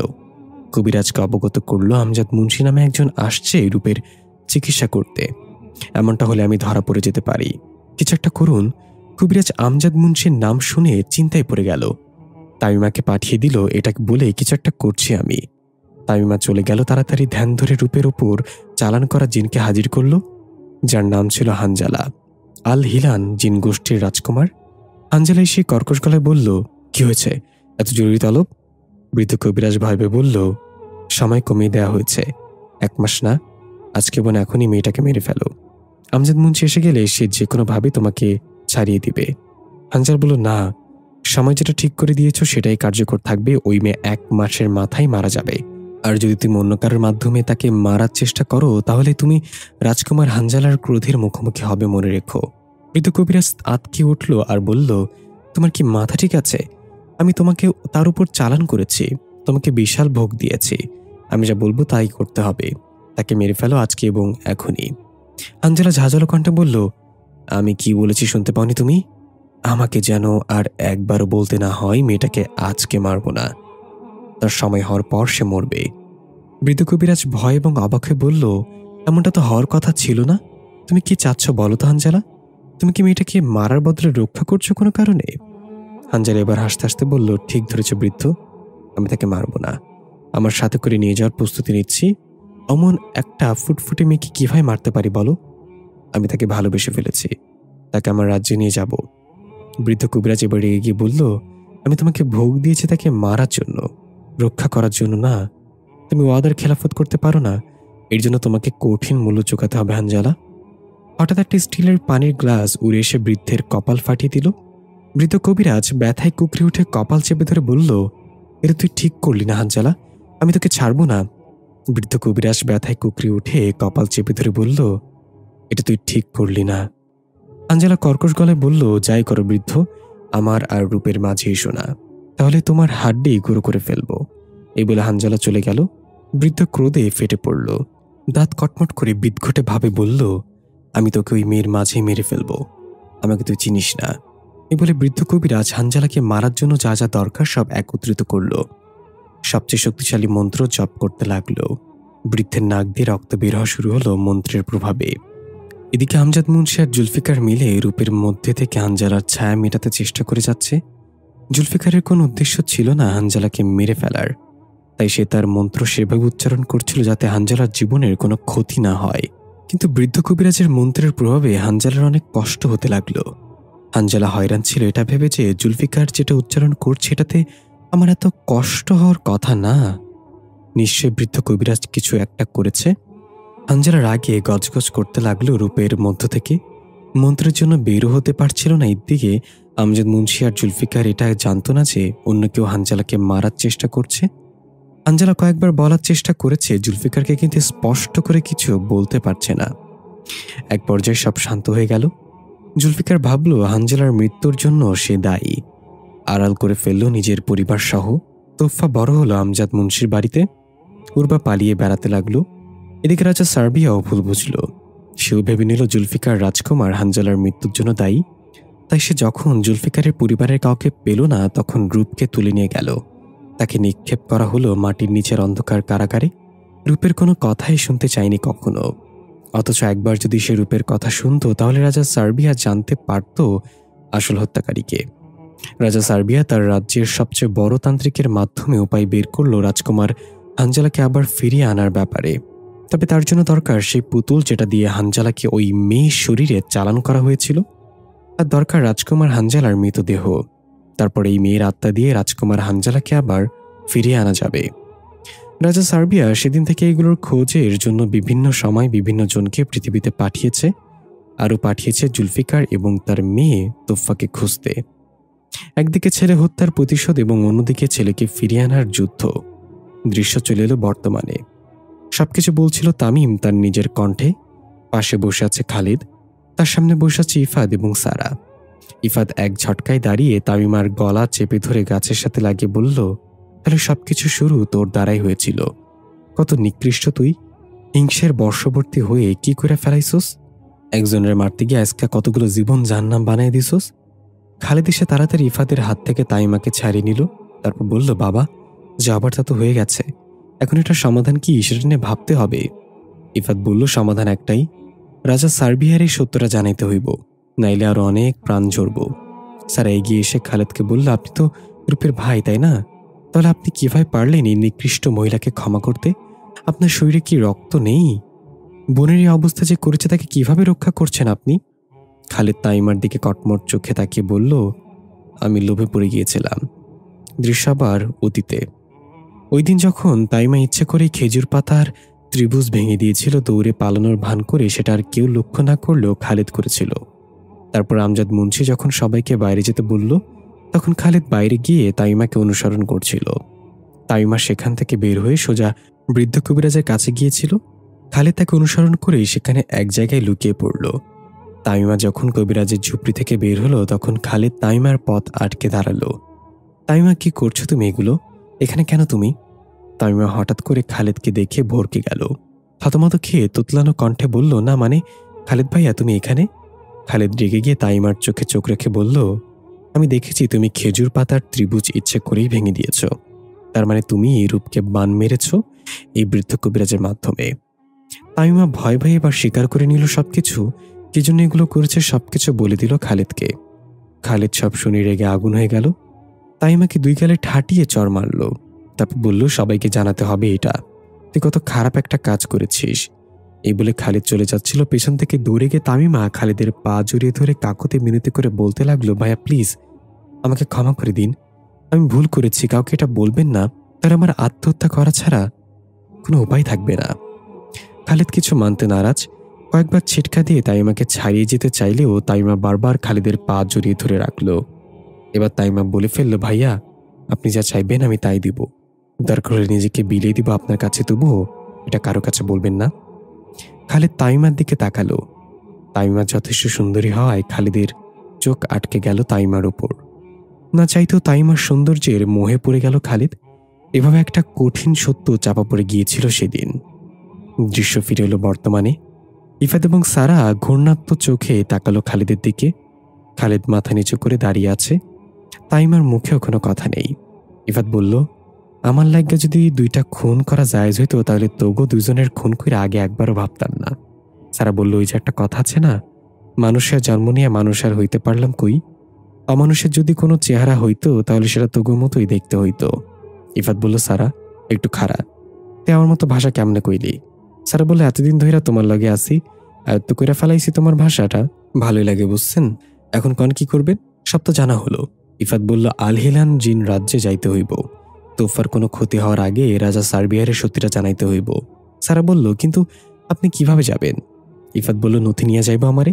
সারা বলল, তাহলে আমারও যেতে হবে। ইফাত বলল, না, তুই অনেক করছস, এবার তোর থামতে হইব। এখানে নথি আমারে নিয়ে যাইব। খালেদ চাচা, আপনার মধ্যে যদি একটু মানুষত্ব বাকি থাকে তাহলে একটা উপকার করবেন? খালেদ মাথা নিচু করে বলল, আমি চেষ্টা করব। বলো কি করতে হবে? ইফাত বলল, সারা এখানে জ্ঞান হারাইব, আপনি দয়া করে সারারে তার বাসায় পৌঁছাই দিবেন। সারা বলল, কেন কেন? আমি জ্ঞান হারাবো কেন? আমার কি হয়েছে? ইফাত বলল, আরে চাঙ্কি পান্ডে, নথি তোর মধ্যে থেকে বাইরে হয়ে গেলে তুই জ্ঞান হারাই ফেলবি। সারা কাঁদো কাঁদো কণ্ঠে বলল, তার মানে কি সত্যি আমাদের পথ চলা এখানে শেষ হবে ভাইয়া? আমাদেরকে আর দেখা হবে না? ইফাত বলল, দেখা হবে না কেন আগলি? আমি তোফারি নিয়ে ফিরে আমু, তারপর তোকে বাসায় বেড়াতে যাবো। সারা কান্নার হাসি মাখানো চেহারায় দ্রুত হেঁটে এসে ইফাদের জড়িয়ে ধরল। ইফাত এক মুহূর্তের জন্য প্রস্তুত হয়ে গেল, নিজেকে সামলে নিয়ে হাসি দিয়ে বলল, এটা কি হইল? সারা বলল, বড় ভাইকে এভাবে জড়িয়ে ধরতে ইচ্ছা করছিল। আপনার এখন আমার পরিবারের মতোই, কথা দেন ঠিক মতো ফিরে আসবেন? ইফাত বলল, আচ্ছা, কথা দিলাম, ফিরে আমু। সারা বলল, নিজের খেয়াল রাখবেন, আর তোফার যেন কিছু না হয়, তাকে নিজের জীবন দিয়ে হলেও রক্ষা করবেন। এবার যান তাহলে, উপরওয়ালার নাম নিয়ে। ইফাত বলল, আমারে এমনি ধইরা রাখলে আমি কেমনে যাবো আমি? সারা তাড়াতাড়ি ইফাতকে ছেড়ে দিয়ে বলল, নেন, ছেড়ে দিলাম, এবার যান। ইফাত হাসল আর বলল, নথি চলো তাহলে যাওয়া যাক। দেখা গেল সারা হঠাৎ জ্ঞান হারিয়ে ধাপ করে পড়ে গেল। ইফাত তার কাঁধে একটা হাত স্পর্শ পেল, ঠান্ডা একটা হাত। তারপর আর কিছু মনে নেই। দৃশ্য পরিবর্তন। পূর্ব এবং রাজকুমারী হেনরি মিলে রাজপ্রাসাদে আক্রমণ করেছে। প্রধান ফটক থেকে শুরু করে রাজা সার্বিয়ার সৈন্যদের লাশের মিছিল ছড়িয়ে ছিটে পড়ে আছে এদিক সেদিক। রাজকুমার হেনরি তার সৈন্যদের বলল, পুরো রাজপ্রাসাদের আনাচে কানাচে ছড়িয়ে পড়তে। যারা প্রাণ ভিক্ষা চায় তাদেরকে নিরাপত্তা দাও, আর যারা লড়তে চায় তাদের শেষ করে দাও। রাজকুমার হেনরির আদেশ মোতাবেক সৈন্যরা ছড়িয়ে পড়ল পুরো রাজপ্রাসাদে। এদিকে দেখা গেল রাজা সার্বিয়া তার সিংহাসনে খুব শান্তভাবে বসেছিল। তার চেহারায় কোনো অস্থিরতা নেই, ভয় নেই, মনে হচ্ছে সে এটাই চেয়েছিল। এক এক করে সবাইকে শেষ করে উর্বা এবং রাজকুমার হেনরি প্রবেশ করল রাজ দরবারে, যেখানে রাজা সার্বিয়া বসে আছে। উর্বা চিৎকার করে বলল, রাজা সার্বিয়া, আমাকেই তো খুঁজছিলে তাই না? দেখো আমি আজ তোমার সামনে। রাজা সার্বিয়া এখনও চুপচাপ বসে আছে, এমনকি চোখের পলকও ঝাপটাচ্ছে না। উর্বা এটা দেখে একটু অবাক হলো। উর্বার মনে খটকা লাগলো, কিছুর একটা গড়বড় আছে এখানে। রাজা সার্বিয়া এত কিছুর পরও শান্তভাবে বসে আছে কিভাবে? উর্বা কিছু বলার আগে রাজকুমার হেনরি এগিয়ে যেতে লাগলো রাজা সার্বিয়ার দিকে তলোয়ার তাক করে। উর্বা তাকিয়ে আছে অবাক চোখে। রাজকুমার হেনরি সার্বিয়ার কাছাকাছি গিয়ে সুন্দর করে এসে বলল, কি ভাই, বলেছিলাম না উর্বাকে তোমার সামনে এনে হাজির করব, দেখো নিয়ে এসেছি। রাজা সার্বিয়া এবার ধীরে ধীরে হাসতে লাগলো। হাসতে হাসতে সিংহাসন থেকে উঠে রাজকুমার হেনরিকে জড়িয়ে ধরে বলল, আমার ভাই করিয়ে দেখিয়েছে, আমি জানতাম তুই এটা পারবি। উর্বা অবাক হয়ে বলল, তাহলে এটা তোদের চাল ছিল আমাকে এখানে নিয়ে আসার? দেখা গেল রাজকুমার হেনরি এবং তার সৈন্যরা যেসব সৈন্যকে মেরেছিল তারা আবার উঠে দাঁড়াচ্ছে এক এক করে। উর্বা ক্রোধে গড়গড় শব্দ করে বলল, ভুল করেছিস আমাকে ধোকা দিয়ে। হিম্মত থাকলে আমাকে রুখে দেখা এখন। এই বলে উর্বা রাজা সার্বিয়া এবং রাজকুমার হেনরির দিকে তেড়ে যেতে লাগলে হেনরি বলে উঠল, তোমাকে থামানোর জন্য হিম্মতের কি দরকার উর্বা? আমাদের কাছে টেক্কা আছে তো, তাই না ভাইজান? রাজা সার্বিয়া একটু হেসে বলল, ও হ্যাঁ, দাঁড়াও, তোমাকে থামাচ্ছি। এই বলে হাত উঁচু করে কয়েকজন সৈন্য মিলে তোফাকে ধরে নিয়ে আসলো। তোফার হাত বাঁধা। উর্বাকে দেখেই তোফা অশ্রুসিক্ত নয়নে ডাক দিল, মা। উর্বার হাত থেকে তরবারি পড়ে গেল। চোখ বড় করে অবাক হয়ে বলল, তোফা, এটা কি তুমি, মা আমার? তোফা বলল, হ্যাঁ মা, এটা আমি। ওরা আমাকে আটকে রেখেছে কাল থেকে। তুমি চলে যাও মা, তোমাকে মেরে ফেলবে। উর্বা রাজা সার্বিয়ার দিকে অগ্নিশর্মা চোখে তাকে বলল, আমার মেয়েকে যেতে দাও। আমার মেয়ের যদি কিছু হয় তাহলে তোমার এই প্রাসাদ তোমার মাথার উপর গুড়িয়ে দিব আমি। রাজা সার্বিয়া বলল, আমি জানি সেটা, আর এই জন্যই তোমার মেয়েকে এখনো বাঁচিয়ে রেখেছে। ছেড়ে দিব, সবাইকে ছেড়ে দিব। তার আগে তোমার মেয়েকে বলতে বলো রাজকুমার হানজালার মৃতদেহ কোথায় কবর দেওয়া হয়েছে। তোফা বলল, আমি জানি না, জানলে আমি অবশ্যই বলে দিতাম। উর্বা বলল, না তোফা, জানলেও বলবি না। সে চেষ্টা করছে একটা মৃত শরীরকে শয়তানি শক্তি দ্বারা জীবিত করতে। এটা আমরা কখনো হতে দিব না। রাজা সার্বিয়া তার সৈন্যদের ইশারা করল। একসাথে কয়েকজন সৈন্য সেই শক্তি কমিয়ে ফেলার শিকল ছুঁড়ে মারল উর্বার দিকে। উর্বা বন্দী হয়ে গেল, হাঁটু গেড়ে ফ্লোরে বসে পড়ল আর রাজকুমার হেনরির দিকে লাল চোখে তাকালো। উর্বার এক দৃষ্টিতে রাজকুমার হেনরির কলিজা কেঁপে উঠল। তোফা মা বলে কান্না করতে লাগলো। তখনই রাজকুমার হেনরি বলে উঠল, এসব পরে হবে ভাইজান, আগে আমার পুরস্কার দাও। রাজা সার্বিয়া বলল, এত তাড়াহুড়া কেন ভাই? উর্বাকে ধরে আনার বিনিময়ে তোমাকে অবশ্যই রাজ দরবারের সবচেয়ে বড় পদ উজির আজম করা হবে। খুব তাড়াতাড়ি হবে সেটা, ধৈর্য ধরো ভাই। রাজকুমার হেনরি ধীরে ধীরে হেঁটে গিয়ে সিংহাসনে বসে পড়ল আর হাত বুলিয়ে সিংহাসন পর্যবেক্ষণ করতে লাগলো। রাজা সার্বিয়া অবাক এবং রাগান্বিত দৃষ্টিতে তাকিয়ে বলল, এটা কি ধরনের বেয়াদবি হেনরি? এখন ওঠো সিংহাসন থেকে। রাজকুমার হেনরি বলল, ভাইজান, আমি আমার সিদ্ধান্ত পাল্টে নিয়েছি। আমার যোগ্যতা অনুযায়ী আমি উজির আজম না, রাজা হওয়ার যোগ্য। এই সিংহাসন আমার চাই ভাইজান। রাজা সার্বিয়া খুব শান্ত গলায় বলল, তুমি কি জানো কি বলছো? তুমি ভেবেচিন্তে বলছো? রাজকুমার হেনরি বলল, আমার শরীরে রক্ত বইছে, আমি অযথা কথা বলি না ভাইজান। সিদ্ধান্ত নেওয়া শেষ, এবার আমার রাজা হওয়ার পালা। রাজা সার্বিয়ার আগে গজগজ করতে করতে সৈন্যদের বলল, বন্দি করো এই গাদ্দারকে, নিক্ষেপ করো অন্ধকার কারাগারে। উর্বা হাসতে হাসতে বলল, রাজা সার্বিয়া, তোমার সাথে এখন একটা কথাই চাই। আমার কুকুর আমাকেই কয় ভাও। রাজা সার্বিয়া বলল, সবাই তার প্রাপ্য বুঝে পাবে উর্বা, এখন শুধু জুলফিকারকে ধরা বাকি। তাদের খুঁজে পেলেই রাজকুমার হানজালার মৃতদেহ খুঁজে পাওয়া যাবে। উর্বা বলল, আচ্ছা এই কথা, তাহলে তো অবশ্যই জুলফিকারকে সামনে আনা দরকার। এই বলে উর্বা একটা অদ্ভুত এবং ভিন্ন সুরের হুইসেল বাজাতে লাগলো। রাজা সার্বিয়া অবাক হয়ে বলল, এটা কি করছে সে? রাজকুমার হেনরিকে সৈন্যরা ধরে রেখেছে। আমরা দেখতে পাই হঠাৎ তোফার চোখগুলো সাদা হয়ে গিয়েছে। মনিবিহীন চোখগুলো নিয়ে ওপরের দিকে তাকিয়ে রইল। তোফার পুরো শরীর কাঁপতে লাগলো। হাত আর ঘাড়ের রগগুলো ফুলে উঠল, মুখ দিয়ে গঙ্গানির মতো শব্দ করতে লাগলো। হঠাৎ তোফার শরীর থেকে অদ্ভুত এক ধোঁয়া বের হয়ে এলো। তোফা স্বাভাবিক হয়ে গেল। ধোঁয়াটা সোজা উর্বার কাছে এসে থেমে গেল। উর্বা হুইসেল থামিয়ে রহস্যময় একটা হাসিতে বলল, এখনই সময় দৃশ্যমান হওয়ার। ধোঁয়াটা ধীরে ধীরে একটা অবয়বে পরিণত হলো, তারপর পরিণত হলো একটা জলজান্ত শরীরে। রাজা সার্বিয়া অবাক হয়ে বলে উঠল, জুলফিকার, ইফাত এবং নথি আল হিলান জিন গোষ্ঠীতে চলে এসেছে।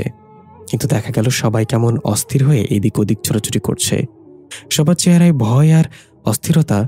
ইফাত জিজ্ঞাসা করলো, নথি, কি হইতেছে এখানে? আমরা কি সঠিক জায়গায় আসছি? নথি আশেপাশে তাকে বলল, জায়গা তো ঠিকই আছে, কিন্তু বুঝতে পারছি না কি হয়েছে। সবাই এমন করছে কেন? আজকে সীমান্তেও কোনো সৈন্যদল দেখলাম না। তখনই একজন এসে ইফাদের সাথে ধাক্কা খেয়ে পড়ে গেল। ইফাত তাকে ধরে উঠিয়ে বলল, কি হয়েছে? আপনারা এভাবে চোরাচুরি করছেন কেন? সে বলল, জানো না, রাজকুমার হেনরির প্রাসাদে আক্রমণ করেছে। খুব তাড়াতাড়ি এই লড়াই পুরো রাজ্যে ছড়িয়ে পড়বে। আমার পরিবারের কাছে যেতে হবে এখন। এই বলে সে তাড়াহুড়া করে চলে গেল। নথি বলল, রাজকুমার হেনরি যেহেতু আক্রমণ করেছে, তার মানে এর সাথে উর্বাও আছে। উর্বাকে ছাড়া সে কখনো এই সাহস করবে না। ইফাত বলল, উর্বা মানে তোফার মা? নথি বলল, হ্যাঁ, উর্বা একজন এই রাজ্যে। ইফাত বলল, তাহলে এখনই আমাকে প্রাসাদে যাইতে হইব। রাজা সার্বিয়া যদি পরাজিত হয় তবে আমাকে আর কোনো ডর নাই। নথি বলল, ভুল, আমাদের আগে যেতে হবে সেই কারাগারে যেখানে রূপকে আটকে রাখা হয়েছে। রাজা সার্বিয়া যদি পরাজিত হয় তাহলে তার সৈন্যরা সকল বন্দীকে হত্যা করে নিজেরাও আত্মহত্যা করবে। এটা পূর্ব নির্ধারিত। ইফাত বলল, তাহলে যাওয়া যাক। নথি বলল, কিন্তু আমরা দুজন কিভাবে এত রাক্ষসের সৈন্যদের সাথে লড়াই করে কারাগার থেকে রূপকে বের করে আনবো? ইফাত রহস্যময় এক হাসিতে বলল, কি বলেছে আমরা দুজন? দৃশ্য পরিবর্তন। এদিকে দেখা গেল জুলফিকারকে দেখে রাজা সার্বিয়া ক্রোধে ফেটে পড়ল। রাজা সার্বিয়া তার সিংহাসনে গিয়ে বসে বলল, তোকে কোথাও না কোথাও খুঁজেছি জুলফিকার। আমার ছেলেকে হত্যা করে তার লাশ গায়েব করে চোখের আড়াল হয়ে গেলি, শেষ পর্যন্ত বের হইলি নিজের মেয়ের মধ্যে থেকে। দারুণ পরিকল্পনা ছিল, মানতে হবে, কিন্তু এখন সবাই মরবি। জুলফিকার হাসতে হাসতে বলল, আপনি আমাকে মারতে পারবেন না রাজামশাই। আমাকে মেরে ফেললে রাজকুমার হানজালার মৃতদেহকে খুঁজে দিবে। রাজা সার্বিয়া কর্কশ গলায় বলল, তাহলে বল, আমার ছেলের মৃতদেহ কোথায়? জুলফিকার হাই তুলে বলল, আজকে বলতে ইচ্ছা করছে না, অনেকদিন পর খোলা বাতাসে শ্বাস নিচ্ছি, মুহূর্তটা উপভোগ করতে দিন। তোফা বলল, বাবা, আমাকে নিয়ে কিছু বলো। জুলফিকার সুন্দর করে হেসে বলল, ও হ্যাঁ, আমার মেয়ের ব্যাপারে না বললেই নয়। আমাকে এমনভাবে লুকিয়ে রেখেছিলে যে একটা পোকা মাকড়ও টের পাইনি। মাঝে মাঝে সে নিজেই ভুলে যেত আমি তার মধ্যে আছি। আমার বের হওয়ার মাধ্যম ছিল একটা হুইসেল, এটা একটু আগে উর্বা বাজিয়েছিল। তোফা জানতো এই হুইসেলটা বাজালে আমি বের হব, কিন্তু এত বিপদে পড়েও হুইসেলটা বাজায়নিও আমার ভালোর কথা চিন্তা করে। ধন্যবাদ আমার প্রিয় কন্যা। তোফা মাথা ঝুঁকিয়ে বলল, আমার দায়িত্ব পালন করেছি আমি। রাজা সার্বিয়া রেগে সিংহাসন থেকে উঠে বলল, অনেক হয়েছে তোদের পারিবারিক নাটক, এবার কাজের কথা আসা যাক। আমি কথা দিলাম রাজকুমার হানজালার মৃতদেহের খোঁজ দিলে সবাইকে ছেড়ে দিব। জুলফিকার বলল, শুনে ভালো লাগলো, কিন্তু আমি তো জানি না সেটা কোথায় আছে। রাজা সার্বিয়া চোখ রাঙিয়ে বলল, তুই মিথ্যা কেন বলছিস? উর্বা বলল, তুমি কি সত্যি জানো না? জুলফিকার বলল, সত্যি আমি জানি না। রাজকুমার হানজালার মৃতদেহ কোথায় আছে সেটা একমাত্র আমজাদ মুন্সি জানত। এখন সেও তো নেই। রাজা সার্বিয়া বলল, এটা হতে পারে না। আমজাদ মুন্সি নিশ্চয়ই কাউকে না কাউকে জানিয়ে গিয়েছে সে এই ভুল করতে পারে না। আর যদি এই ভুল সে করেই থাকে তাহলে এর জন্য চরম মূল্য দিতে হবে ইউসুফ সরকারকে। তোফা বলল, আরে এটা আপনি কোথা থেকে শিখলেন? এটা তো পৃথিবীর ট্রেন্ডিং ডায়লগ। রাজা সার্বিয়া বলল, পৃথিবী থেকে অনেক কিছুই আমার কানে আসে পিচ্ছি। এখন মূল কথা হলো আমজাদ মুন্সি মরার সময় তার সাথে কে ছিল? জুলফিকার বলল, তার ছেলে ইফাদ। রাজা সার্বিয়া বলল, তাহলে ইফাদকে বলে গিয়েছে সে? আমি নিশ্চিত। প্রহরীরা, সবাইকে কারাগারে নিক্ষেপ করো, আর যত সৈন্য লাগে লাগাও, পৃথিবীতে পাঠাও। আমজাদ মুন্সির ছেলে ইফাদকে আমার চাই। পেছন থেকে রাজকুমার হেনরি এতক্ষণ সবকিছু চুপচাপ শুনছিল। হঠাৎ তাকে ধরে রাখা সৈন্যদের ছিটকে মেরে ফেলে দিয়ে রাজা সার্বিয়াকে লাথি দিয়ে উল্টে ফেলে দিয়ে বলল, আল হিলানের বর্তমান রাজা আমি। কাকে বন্দি করতে হবে আর কাকে ছেড়ে দিতে হবে সেটার ফয়সালা রাজা হেনরি করবে। রাজা সার্বিয়া আগুনের মতো জ্বলে উঠে কটমট করে বলল, তোকেও চরম মূল্য দিতে হবে হেনরি। হেনরি উর্বার দিকে একটা তরবারি ছুঁড়ে মারল। উর্বা এক লাফে উঠে সেটা ধরে ফেলল। হেনরি বলল, উর্বা, সময় হয়েছে যুদ্ধ করার। রাজা সার্বিয়া তার সৈন্যদের হুকুম দিল সবাইকে মেরে ফেলার, কারোর উপর দয়া দেখাবে না। সৈন্যরা আক্রমণ শুরু করলো। উর্বা জুলফিকারকে উদ্দেশ্য করে তরবারি এগিয়ে দিয়ে বলল, এটা তুমি নাও। জুলফিকার তরবারিটা নিয়ে বলল, তুমি কি দিয়ে লড়াই করবে? তখনই এক সৈন্য পেছন থেকে উর্বাকে আঘাত করতে নিলে উর্বা একটু নিচু হয়ে ওই সৈন্যকে উপরে উঠিয়ে একটা আছাড় মেরে তার তরবারিটা নিয়ে নিল আর বলল, ওদের কাছে যা আছে সেগুলি হবে আমার। আবার এক সৈন্য আক্রমণ করলো জুলফিকারের ওপর। জুলফিকার উর্বার দিকে তাকিয়ে পেছনে তরবারি চালিয়ে ওই সৈন্যকে দুই টুকরো করে ফেলল আর একটু হেসে বলল, এখন আগের মতোই আছে। উর্বা একটু হেসে বলল, তুমিও তো বদলাওনি, তরবারি ধার আগের মতোই আছে। এদিকে তোফা তরবারি ছাড়াই হাত আর পা দিয়ে রাজা সার্বিয়ার সৈন্যদের ব্রামধুলাই করতে লাগলো। এক হাতে ধরে দেয়াল ভেঙে ওপাশে ফেলে দিচ্ছে, শরীর থেকে মাথা টান দিয়ে আলাদা করে ফেলছে। এটা দেখে উর্বা বলল, দেখো তোমার মেয়ে কি করছে, ব্যাট ছাড়াই প্রতি বলে ছক্কা মারছে, মনে হচ্ছে দলকে সে একাই জিতিয়ে নিয়ে আসবে। জুলফিকার তোফাকে ডাক দিয়ে বলল, মামুনি, সব বলে কি ফ্রি হিট পাকাচ্ছ নাকি? তোফা একজনের চোয়ালে হাত ঢুকিয়ে দুই দিকে টান দিয়ে মুখ ছিঁড়ে ফেলে বলল, টেস্ট খেলার বয়স তোমাদের, আমি এখন টি-20 মোডে আছি, বিরক্ত করো না। রাজকুমার হেনরির সাথে কয়েকটা কেটে টুকরো করে বলল, তোমরা কি শুধু কথাই বলবে উর্বা, মাঠে নামছো না কেন? উর্বা বলল, মাঠে যখন সিংহ থাকে না তখন গরু ছাগলরা নিজেদের রাজা ভাবতে শুরু করে, এবার দেখবে আসল রাজা কে।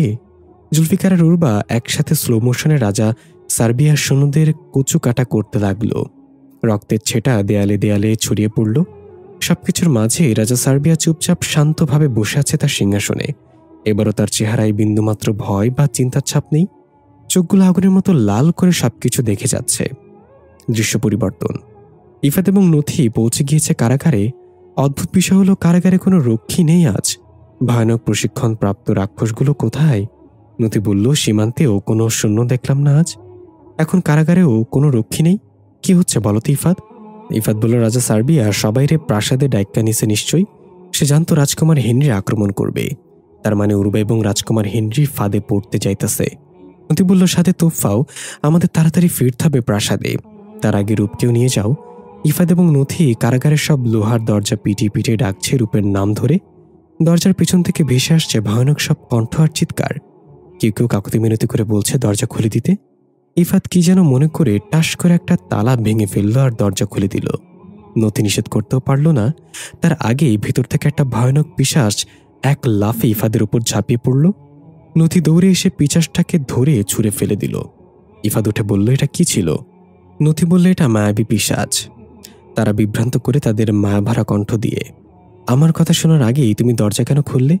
আর তালা ভাঙল কিভাবে? এটা অনেক শক্তিশালী ছিল তালাটা। ইফাত বলল, আগে আমার মায়াবী পিশাচটাকে সামলাইতে হইব। ওই দেখো আবার আসতেছে। নথি তাকায় দেখল পিশাচটা আবার তেড়ে আসছে। নথির সামনে দাঁড়িয়ে বলল, এটাকে নিয়ে পড়ে থাকলে চলবে না, আমাদের তারা আছে ইফাত। এই বলে পিশাচটা যখন সামনে আসলো নথি প্রথমে একটা ঘুষি দিল, তারপর পিশাচের দুই পা ধরে দুই দিকে ছিঁড়ে ফেলল। ইফাত মুখে হাত দিয়ে বলল, আমি তোমার শান্তশিষ্ট জিন ভাবছিলাম, কিন্তু তুমি তো ডিপজলের লেডি ভার্সন নিকলা। নথি একটু হেসে বলল, ফাও কথা রেখে কাজে লেগে পড়ো। এরপর নথি আর ইফাত মিলে আবার দরজায় বাড়ি মেরে রূপকে ডাকতে লাগলো। এক পর্যায়ে এভাবে সর্বশেষ দরজার সামনে চলে আসলো। ইফাত এবার আস্তে টোকা দিয়ে ডাক দিল, রূপ। ভিতর থেকে মৃদু আওয়াজে ভেসে আসলো কে। ইফাত আর নথি একে অপরের দিকে তাকিয়ে একটা হাসি দিল। দৃশ্য পরিবর্তন। রাজপ্রাসাদে তুমুল লড়াই শেষে রাজা সার্বিয়ার সকল সৈন্য রক্তাক্ত অবস্থায় পড়ে আছে এদিক সেদিক। উরবা, জুলফিকার, তোফা এবং রাজকুমার হেনরি পাশাপাশি দাঁড়িয়ে আছে।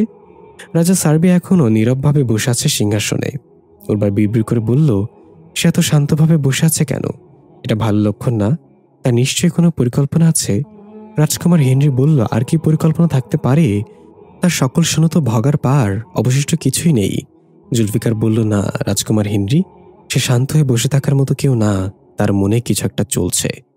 তো উচ্চস্বরে রাজা সার্বিয়াকে বলল, জানি বড়দের মাঝে কথা বলা বেয়াদবি, কিন্তু না বলেও পারছি না। আপনার প্রাসাদের দেয়ালে রক্তে রঞ্জিত, আপনার সৈন্যদের টুকরো শরীর ছড়িয়ে ছিটিয়ে আছে চারিদিকে। আপনার সিংহাসনও খুব তাড়াতাড়ি দখল হবে। এই অবস্থায় আপনি শান্ত হয়ে বসে থাকার দুইটা কারণ থাকতে পারে।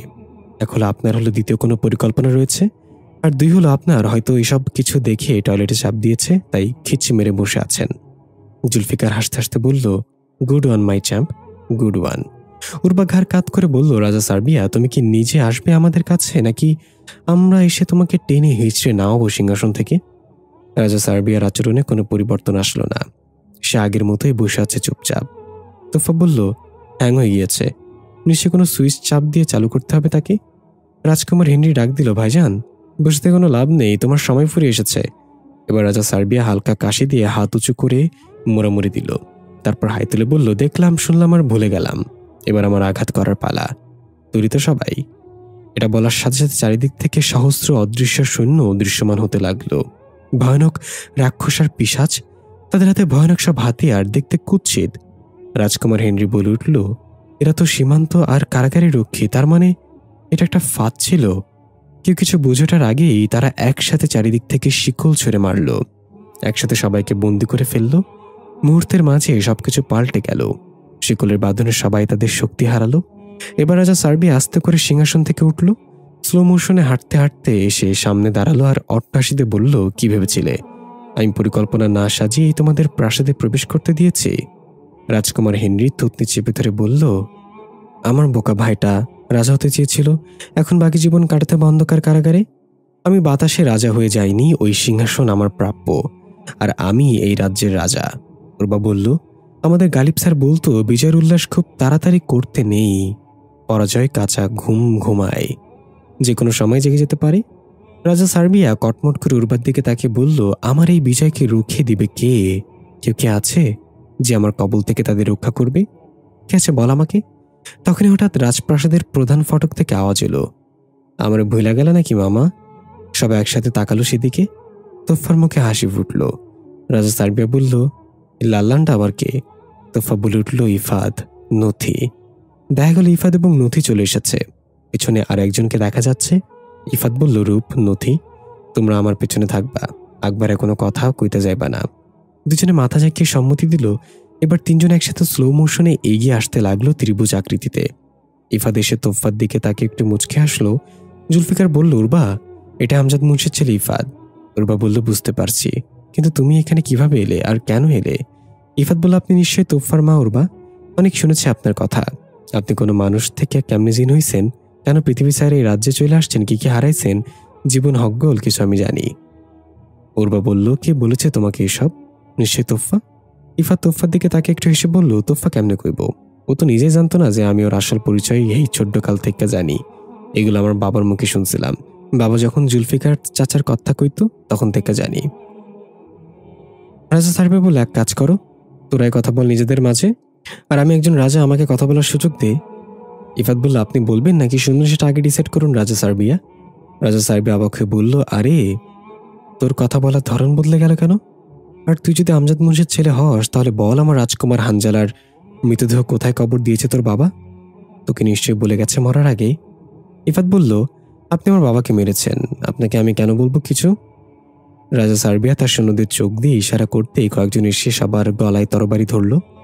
রাজা সার্বিয়া বলল, তোকে বলতে হবে, কারণ যদি না বলিস তাহলে তোর চোখের সামনে এদের সবার গর্দান আলাদা করে ফেলবো। হঠাৎ পেছন থেকে রূপ বলে উঠল, না, এদেরকে মারবেন না, কারণ রাজকুমার হানজালার মৃত্যুর জন্য জুলফিকার বা আমজাদ মুন্সি কেউ দায়ী না। তাকে মেরেছে সেই বৃদ্ধ কবিরাজ যে আমার উপর হানজালাকে চালান করেছিল। রাজা সার্বিয়া সহ সবাই অবাক হয়ে গেল। জুলফিকার বলে উঠল, মানে এটা কি বলছো তুমি? হানজালা তাহলে আমার মন্ত্রের জন্য মারা যায়নি সেদিন? রাজা সার্বিয়া কর্কশ গলায় বলে উঠল, আমাকে ভুলভাল বোঝানোর চেষ্টা করবি না। তুই কে?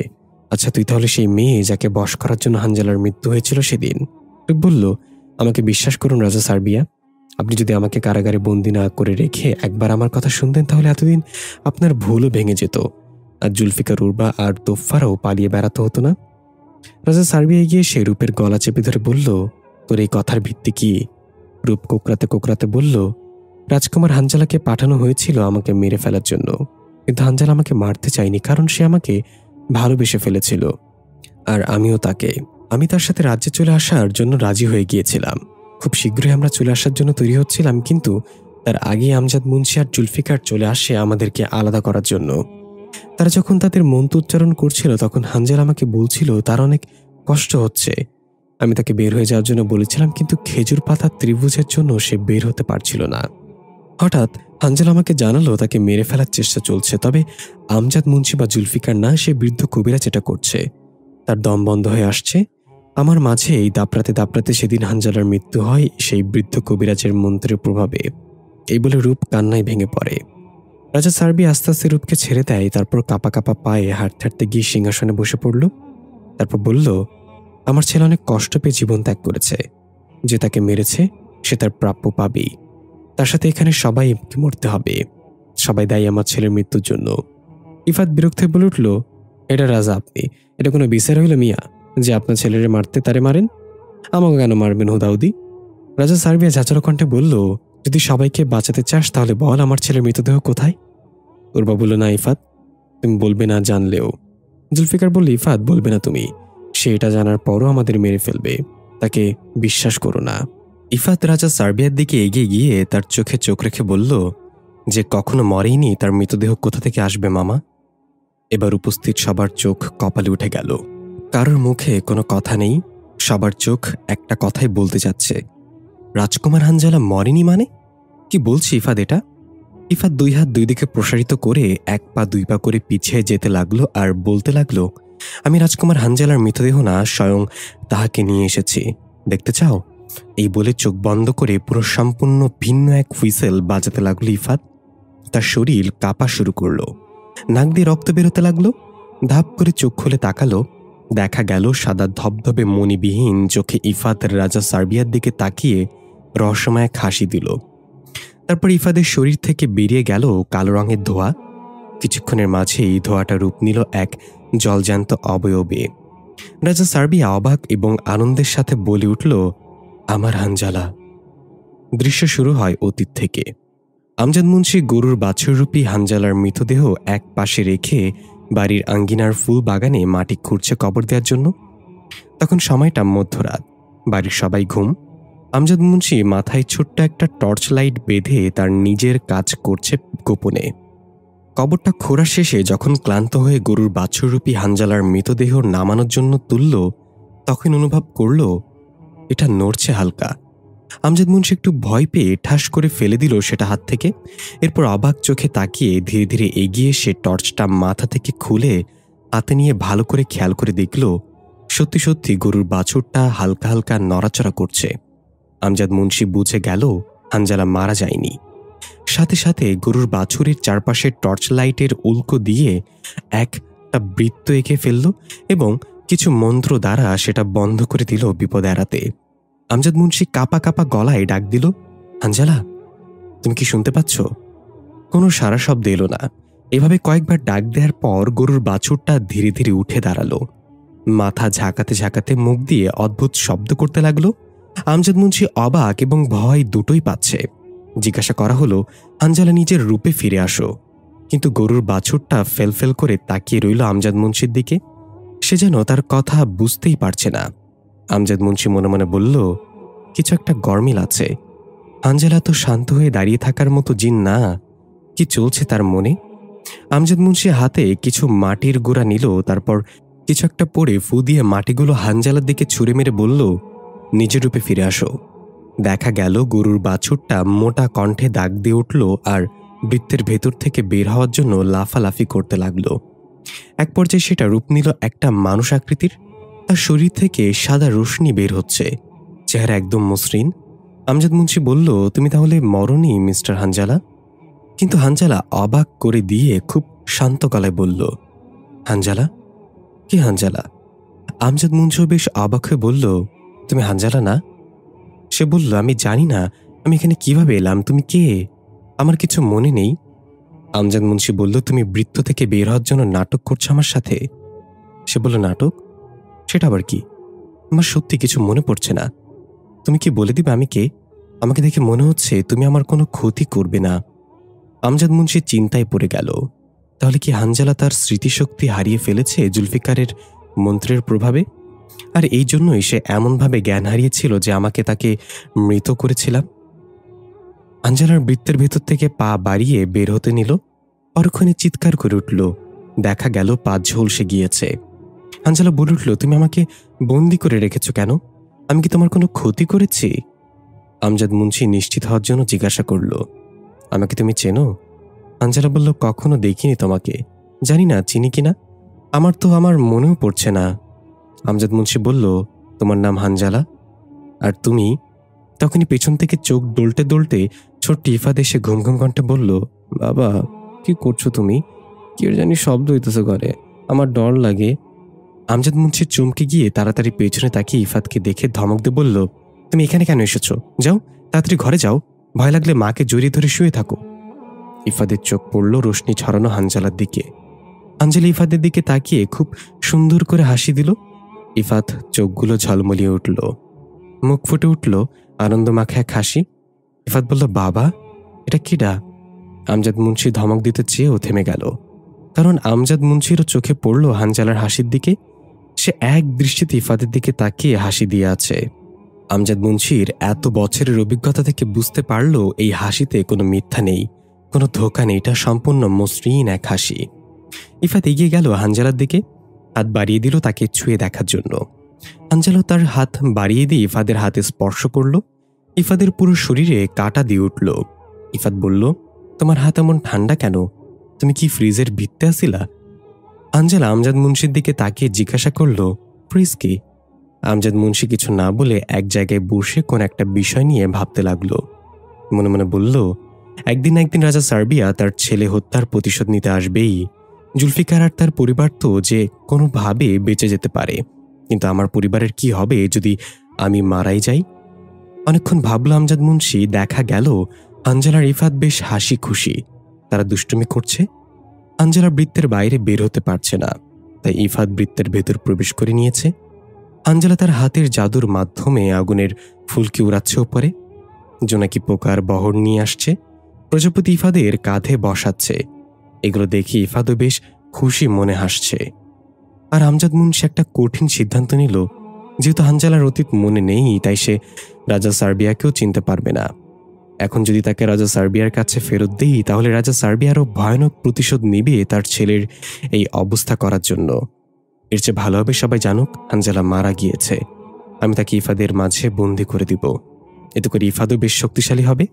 আমি না থাকলেও সে নিজেকে রক্ষা করতে পারবে হানজালার শক্তি দ্বারা। তখন ইফাদ এসে বলল, বাবা ও বাবা, সে আমার বন্ধু হয়ে গেছে, তারে সাইরা দাও, সে অনেক ভালো। আমজাদ মুন্সি একবার হানজালার দিকে তাকালো। দেখা গেল হানজালা অসহায়ের মতো বসে আছে বৃত্তের মাঝে।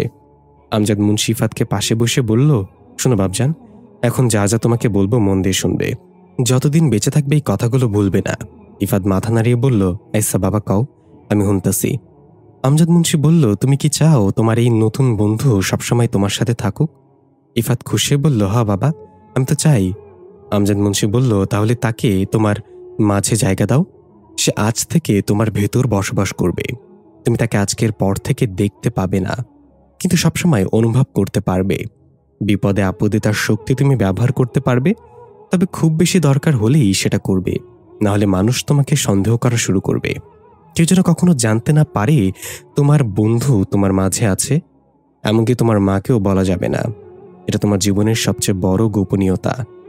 ইফাত বলল, কি কও বাবা, আমি তারে দেখতে না পাইলে তো আমার মন খারাপ হইব। আমজাদ মুন্সি বলল, তুমি কি চাও না তোমার বন্ধু বেঁচে থাক? ইফাত বলল, এই তো চাই। আচ্ছা থাক, দেখা লাগবো না, আমার মধ্যে সে থাকলেই হইব। সে আমার বন্ধু, এখন তারে সাইরা দাও। আমজাদ মুন্সি এগিয়ে গেল হানজালার দিকে।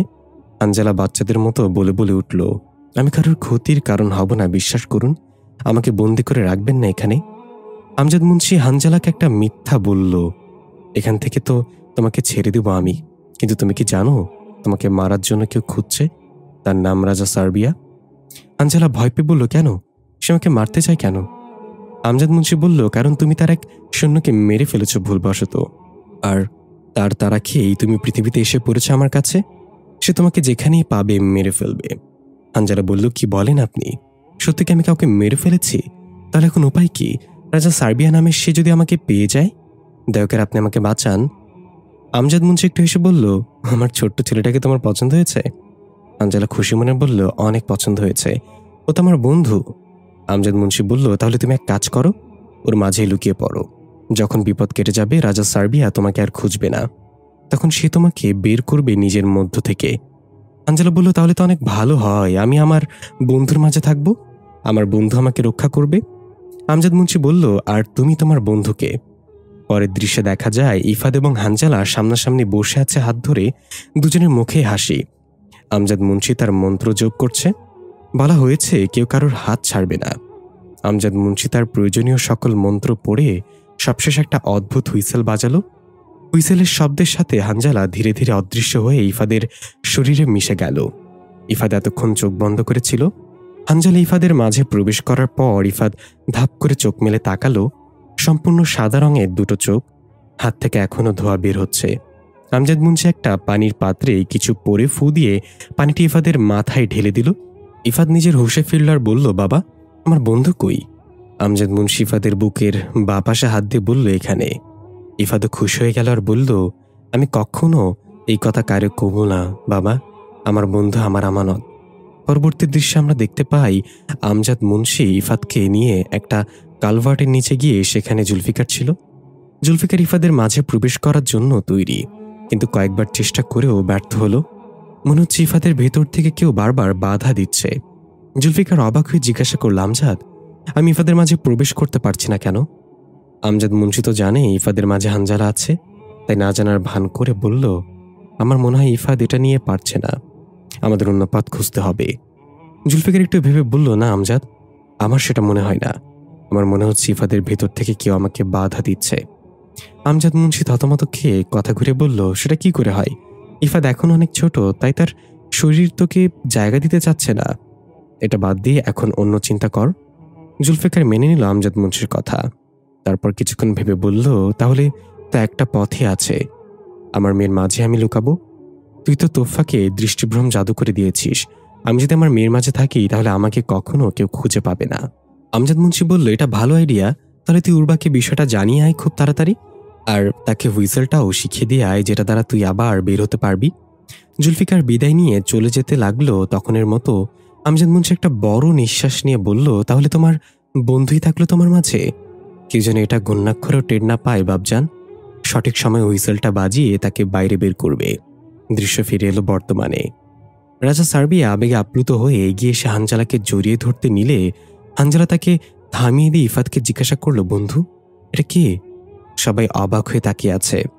হানজালা সবার দিকে বাচ্চাদের মতো করে চোখ বোলাচ্ছে।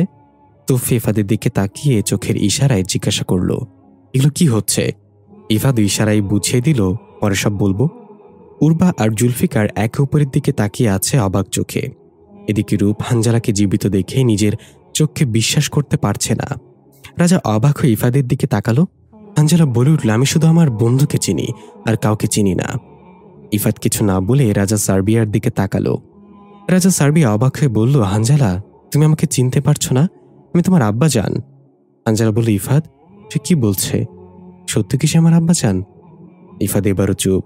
রাজা সার্বিয়া এবার রেগে গিয়ে ইফাদের জামার কলার ধরে বলল, কি করেছিস আমার ছেলেকে?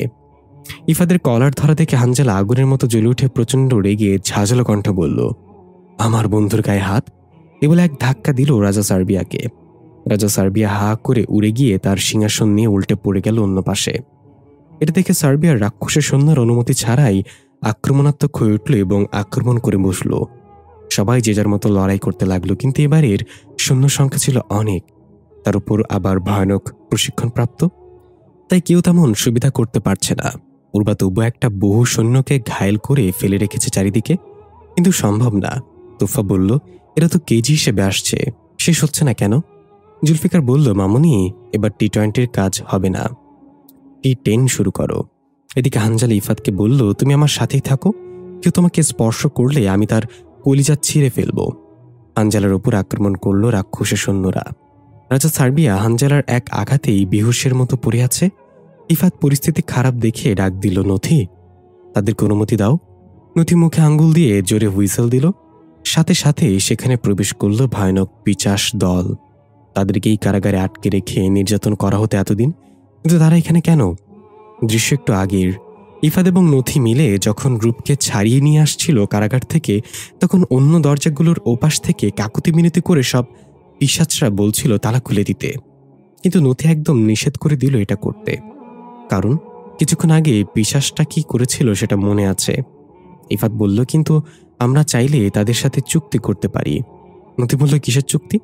ইফাত বলল, জানি না রাজপ্রাসাদে কত সৈন্য আছে, আমরা হয়তো তাদের সংখ্যার কাছে কিছুই নই, তাই আমরা যদি এই পিশাচগুলোকে নিজেদের পক্ষে নিয়ে নিই তাহলে খারাপ হয় না। কিন্তু নথি বলল, তারা ভয়ানক সব পিশাচ, তারা কোনো চুক্তি করবে না।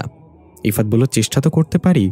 এই বলে ইফাত তাদের মুক্তির বিনিময়ে চুক্তি করল, রাজপ্রাসাদে আক্রমণ হলে আমাদের সাথে লড়াই করতে হবে রাজা সার্বিয়ার সৈন্যদের বিরুদ্ধে। তারা এক বাক্যে রাজি হয়ে গেল আর বলল, আমরা তো রাজা সার্বিয়ার সৈন্যদের রক্ত পিপাসু সেই কবে থেকেই। দৃশ্য বর্তমানে। দেখা গেল পিশাচগুলো এক একে রাক্ষসের সৈন্যদের ছিঁড়ে ছিঁড়ে খেয়ে নিচ্ছে। বুঝে যাচ্ছে অনেকদিনের জমানো ক্রোধ মেটাচ্ছে তারা। উর্বা এসে ইফাদের সামনে দাঁড়িয়ে বলল, এটা কি করেছ? তুমি জানো এই পিশাচদের কেন বন্দি করে রাখা হয়েছিল? তাই সাধারণ জিনদের মেরে ফেলতো, কাউকে শান্তিতে থাকতে দিত না, আর তুমি তাদেরকে ছেড়ে দিয়েছ।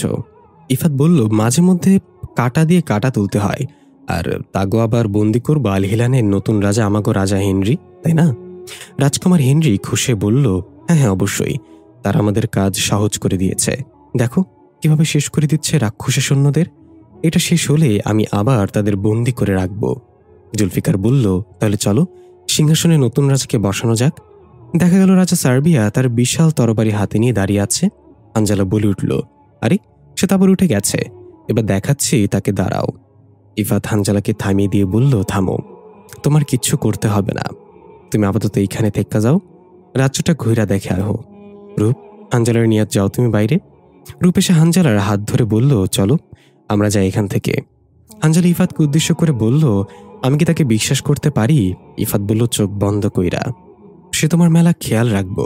রূপ হানজালাকে নিয়ে চলে যাচ্ছিল, রাজা সার্বিয়া ডাক দিল, হানজালা, আমি তোর আব্বাজান, যাস না এভাবে। হানজালা পেছনে তাকিয়ে বলল, চুপ কর নকল আব্বাজান, তুই আমার বন্ধুর গায়ে স্পর্শ করেছিস, আমার বন্ধু আমাকে না ঠেকালে তোরে মেরে ফেলতাম। হানজালা চলে গেল। রাজা সার্বিয়া ইফাতকে উদ্দেশ্য করে বলল, আমার ছেলের সাথে তোরা কি করেছিস? সে আমাকে চিনতে পারছে না। ইফাত বলল, চিল্লায়ও না, চিল্লায় মার্কেট ফান যাইব।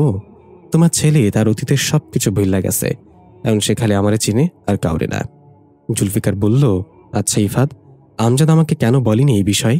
ইফাত বলল, কারণ বাবা জানতো আপনি যদি জানতে পারেন হানজালা বাচ্চা আছে, তাহলে আপনি তার রাজা সার্বিয়ার কাসব নিয়ে আইসা যে কোনো উপায়ে নিজের নির্দোষ প্রমাণ করার চেষ্টা করতেন, আর এতে হিতে বিপরীত হয়ে যাইত। রাজা সার্বিয়া তার ছেলের এই অবস্থার জন্য আপনারে মাইরা ফেলত। রাজা সার্বিয়া বলল, আমি সত্যি মেরে ফেলতাম, তখনও এখনো, আজকে আমার হাত থেকে কেউ বাঁচবি না তোরা। এ বলে রাজা সার্বিয়া তার তরবারি ঘুরিয়ে ঘুরিয়ে এগিয়ে আসতে লাগলো। তোফা বলল, ওপেনিং ব্যাটিং কে করবে? ইফাত বলল, তামিম ইকবাল। তোফা ঝাড়িতে বলল, এখানে ওই বেড়া আসলো কোথা থেকে, তুই চুপ থাক। উর্বা বলল, বেশি সময় নেওয়া যাবে না, এটা তাড়াতাড়ি শেষ করতে হবে, সবাই একসাথে আক্রমণ করো ওর উপর।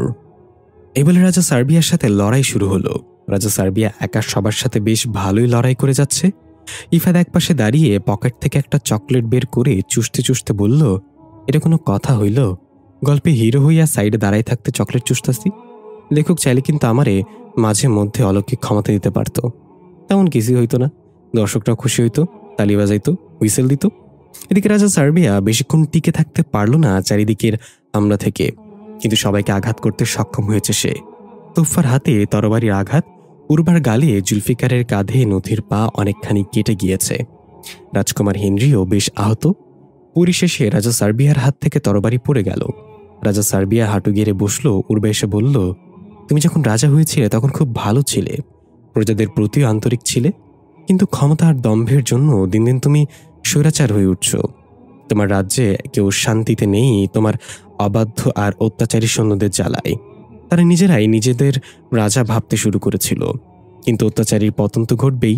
ইতিহাস পড়ে দেখো, কোন অত্যাচারী শাসক আজ পর্যন্ত পার পায়নি, আর পাবেও না ভবিষ্যতে। এটা তোমার জন্য রাজকুমার হেনরি, তুমি এই রাজ্যর পরবর্তী রাজা। আজকের দিনটা থেকে যদি শিক্ষা নিতে পারো, তাহলে তুমি কখনোই স্বৈরশাসক হয়ে উঠবে না। প্রজারা যেন তোমাকে ভয় না পায়, সম্মান করে। মনে রেখো, যদি রাজা হতে চাও তাহলে প্রজাদের সাথে মিশে যাও, তাদের কথা মতো চিন্তা করো। আর যদি শাসক হতে চাও তাহলে পরিণতি দেখে নাও তোমার ভাইয়ের মতো। রাজকুমার হেনরি বলল, আমি রাজা হতে চাই উর্বা, শাসক না। আমি কথা দিলাম এই ইতিহাসের পুনরাবৃত্তি ঘটবে না। রাজা সার্বিয়া কর্কশ গলায় বলল, আমার ছেলেকে আমার কাছ থেকে কেড়ে নিয়েছিস, এখন আমার সিংহাসনও কেড়ে নিচ্ছিস। আমি ফিরে আসবো একদিন, সবাইকে তার প্রাপ্য বুঝিয়ে দিব। জুলফিকার বলল, ভালো হয়েছে হানজালার অতীত মনে নেই। সেও তোমার মতোই অত্যাচারী ছিল, তার জন্য অনেক সাধারণ জিন রাজ্য ছেড়ে পালিয়েছিল। কিন্তু এখন ঠিক আছে, হানজালা তার বর্তমান নিয়ে ভালো থাকবে। রাজা সার্বিয়া ইফাতকে উদ্দেশ্য করে বলল, যেদিন আমি ফিরে আসবো সেদিন আমার ছেলেরাও সবকিছু মনে পড়বে। ভাবিস না, সবকিছু শেষ হয়ে গিয়েছে, আবার শুরু হবে। ইফাত বলল, তোফা সে আমার হুমকি দিতেছে, তুই কিছু কস না কেন? তোফা বললে, আমি কি কইতাম? ইফাত বলল, তুই না ইয়ামাহা মার্কা গালি জানোস, এগুলো দিয়ে একটা আইটেম শোনাই দে। তোফা দেখলো উর্বা এবং জুলফিকার তাকিয়ে আছে তার দিকে ভ্রু কুচকে। তোফা ইফাতকে ঘুষি মেরে বলল, কেন আমারে ফাঁসাইতে চাস? আমি কোনো গালি পারি না, গালির ফ্যাক্টরি তো তোর কাছে, তুই দে। ইফাত বলল, আমার বাপ আমারে কখনো এসব গালি শেখায় নাই, যা শিখাইছে নিজে কষ্ট করে শিখছি। সবাই হেসে দিল। উর্বা বলল, তাহলে সার্বিয়াকে কারাগারে নিক্ষেপ করো, তারপর পুরো রাজ্যে এলান করে দাও আগামীকাল থেকে আমাদের নতুন রাজার জন্য বিশেষ আয়োজন করা হবে। সার্বিয়াকে নিয়ে যাওয়ার সময় রাজকুমার হেনরির কানে কানে বলল, কি ভেবেছিস ভাই, তুই রাজা? শোন, তুই শুধু নামে রাজা থাকবি, রাজ্য চলবে উর্বার কথায়।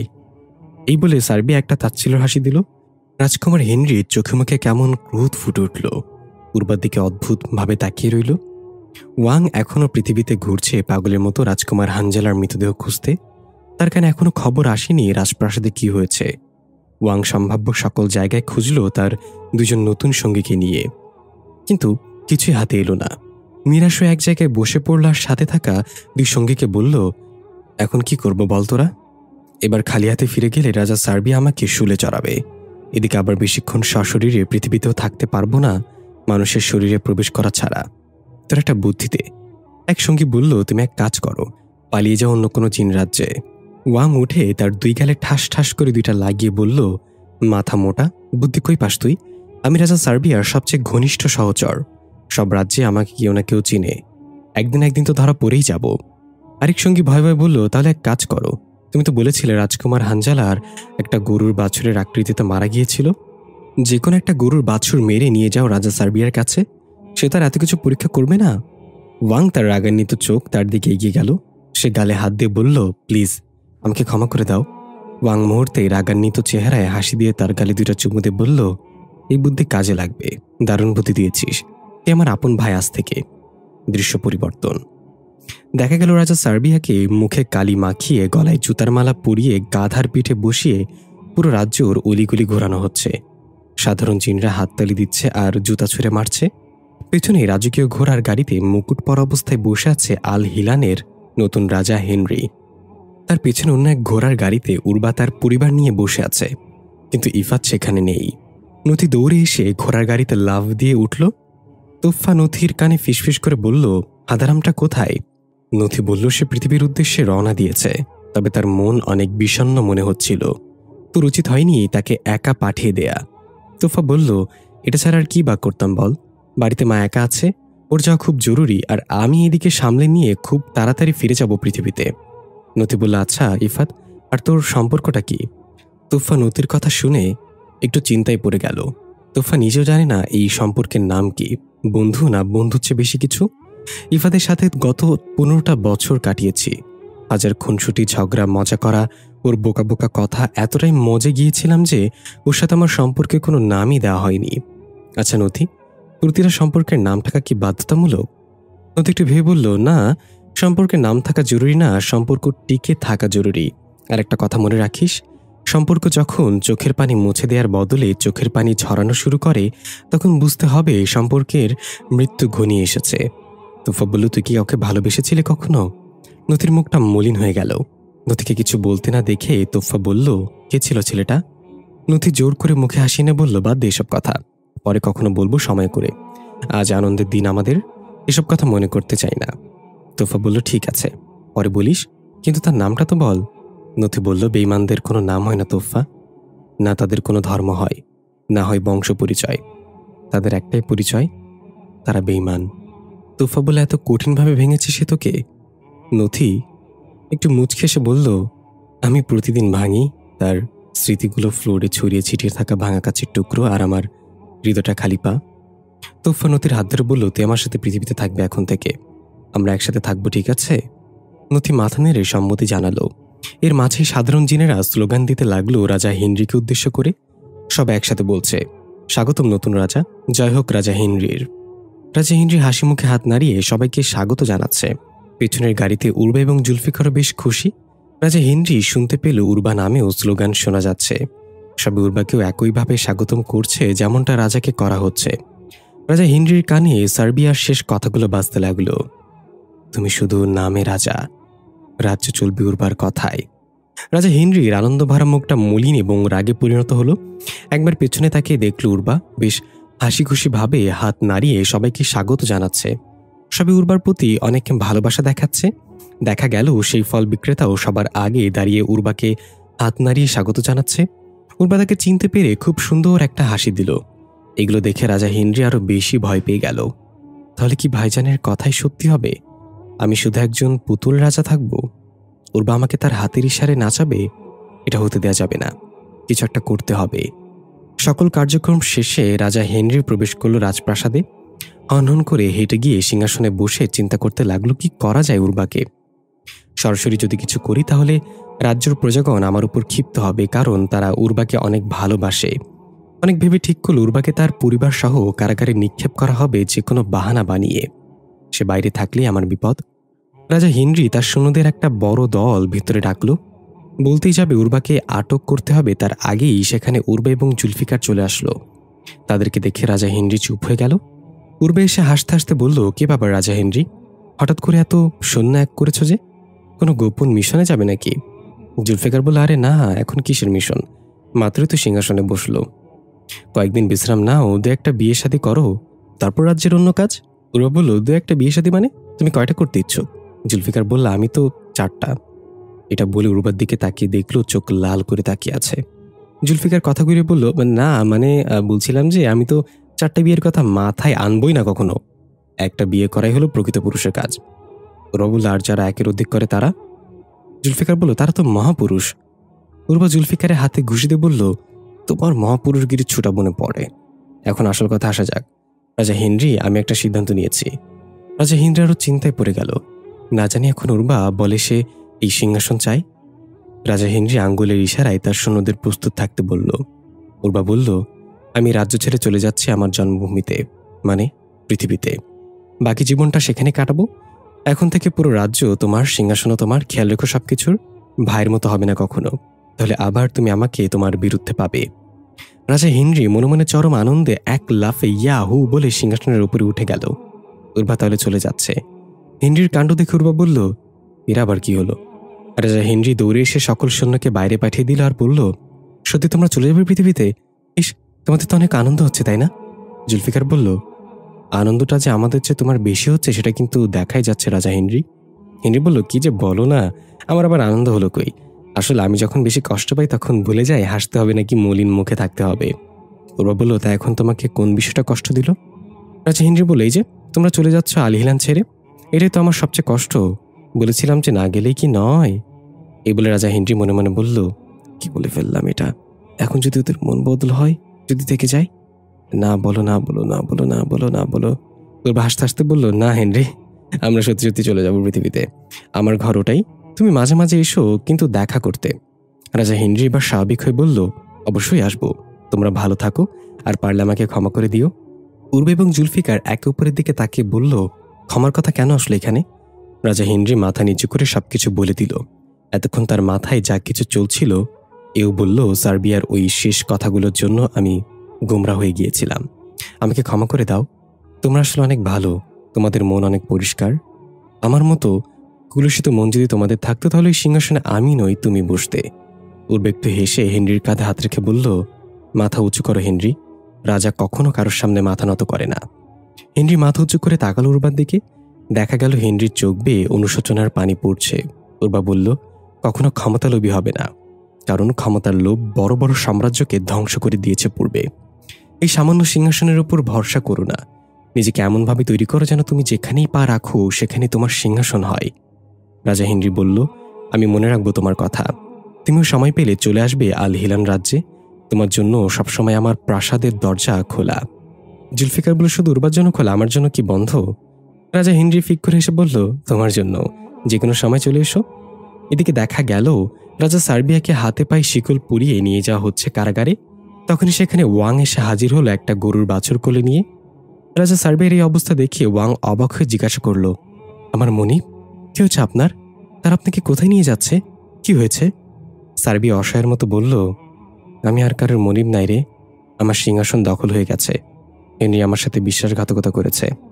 ওয়াং বলল, না, এটা হতে পারে না। দেখুন, আমি রাজকুমার হানজালার মৃতদেহ নিয়ে এসেছি।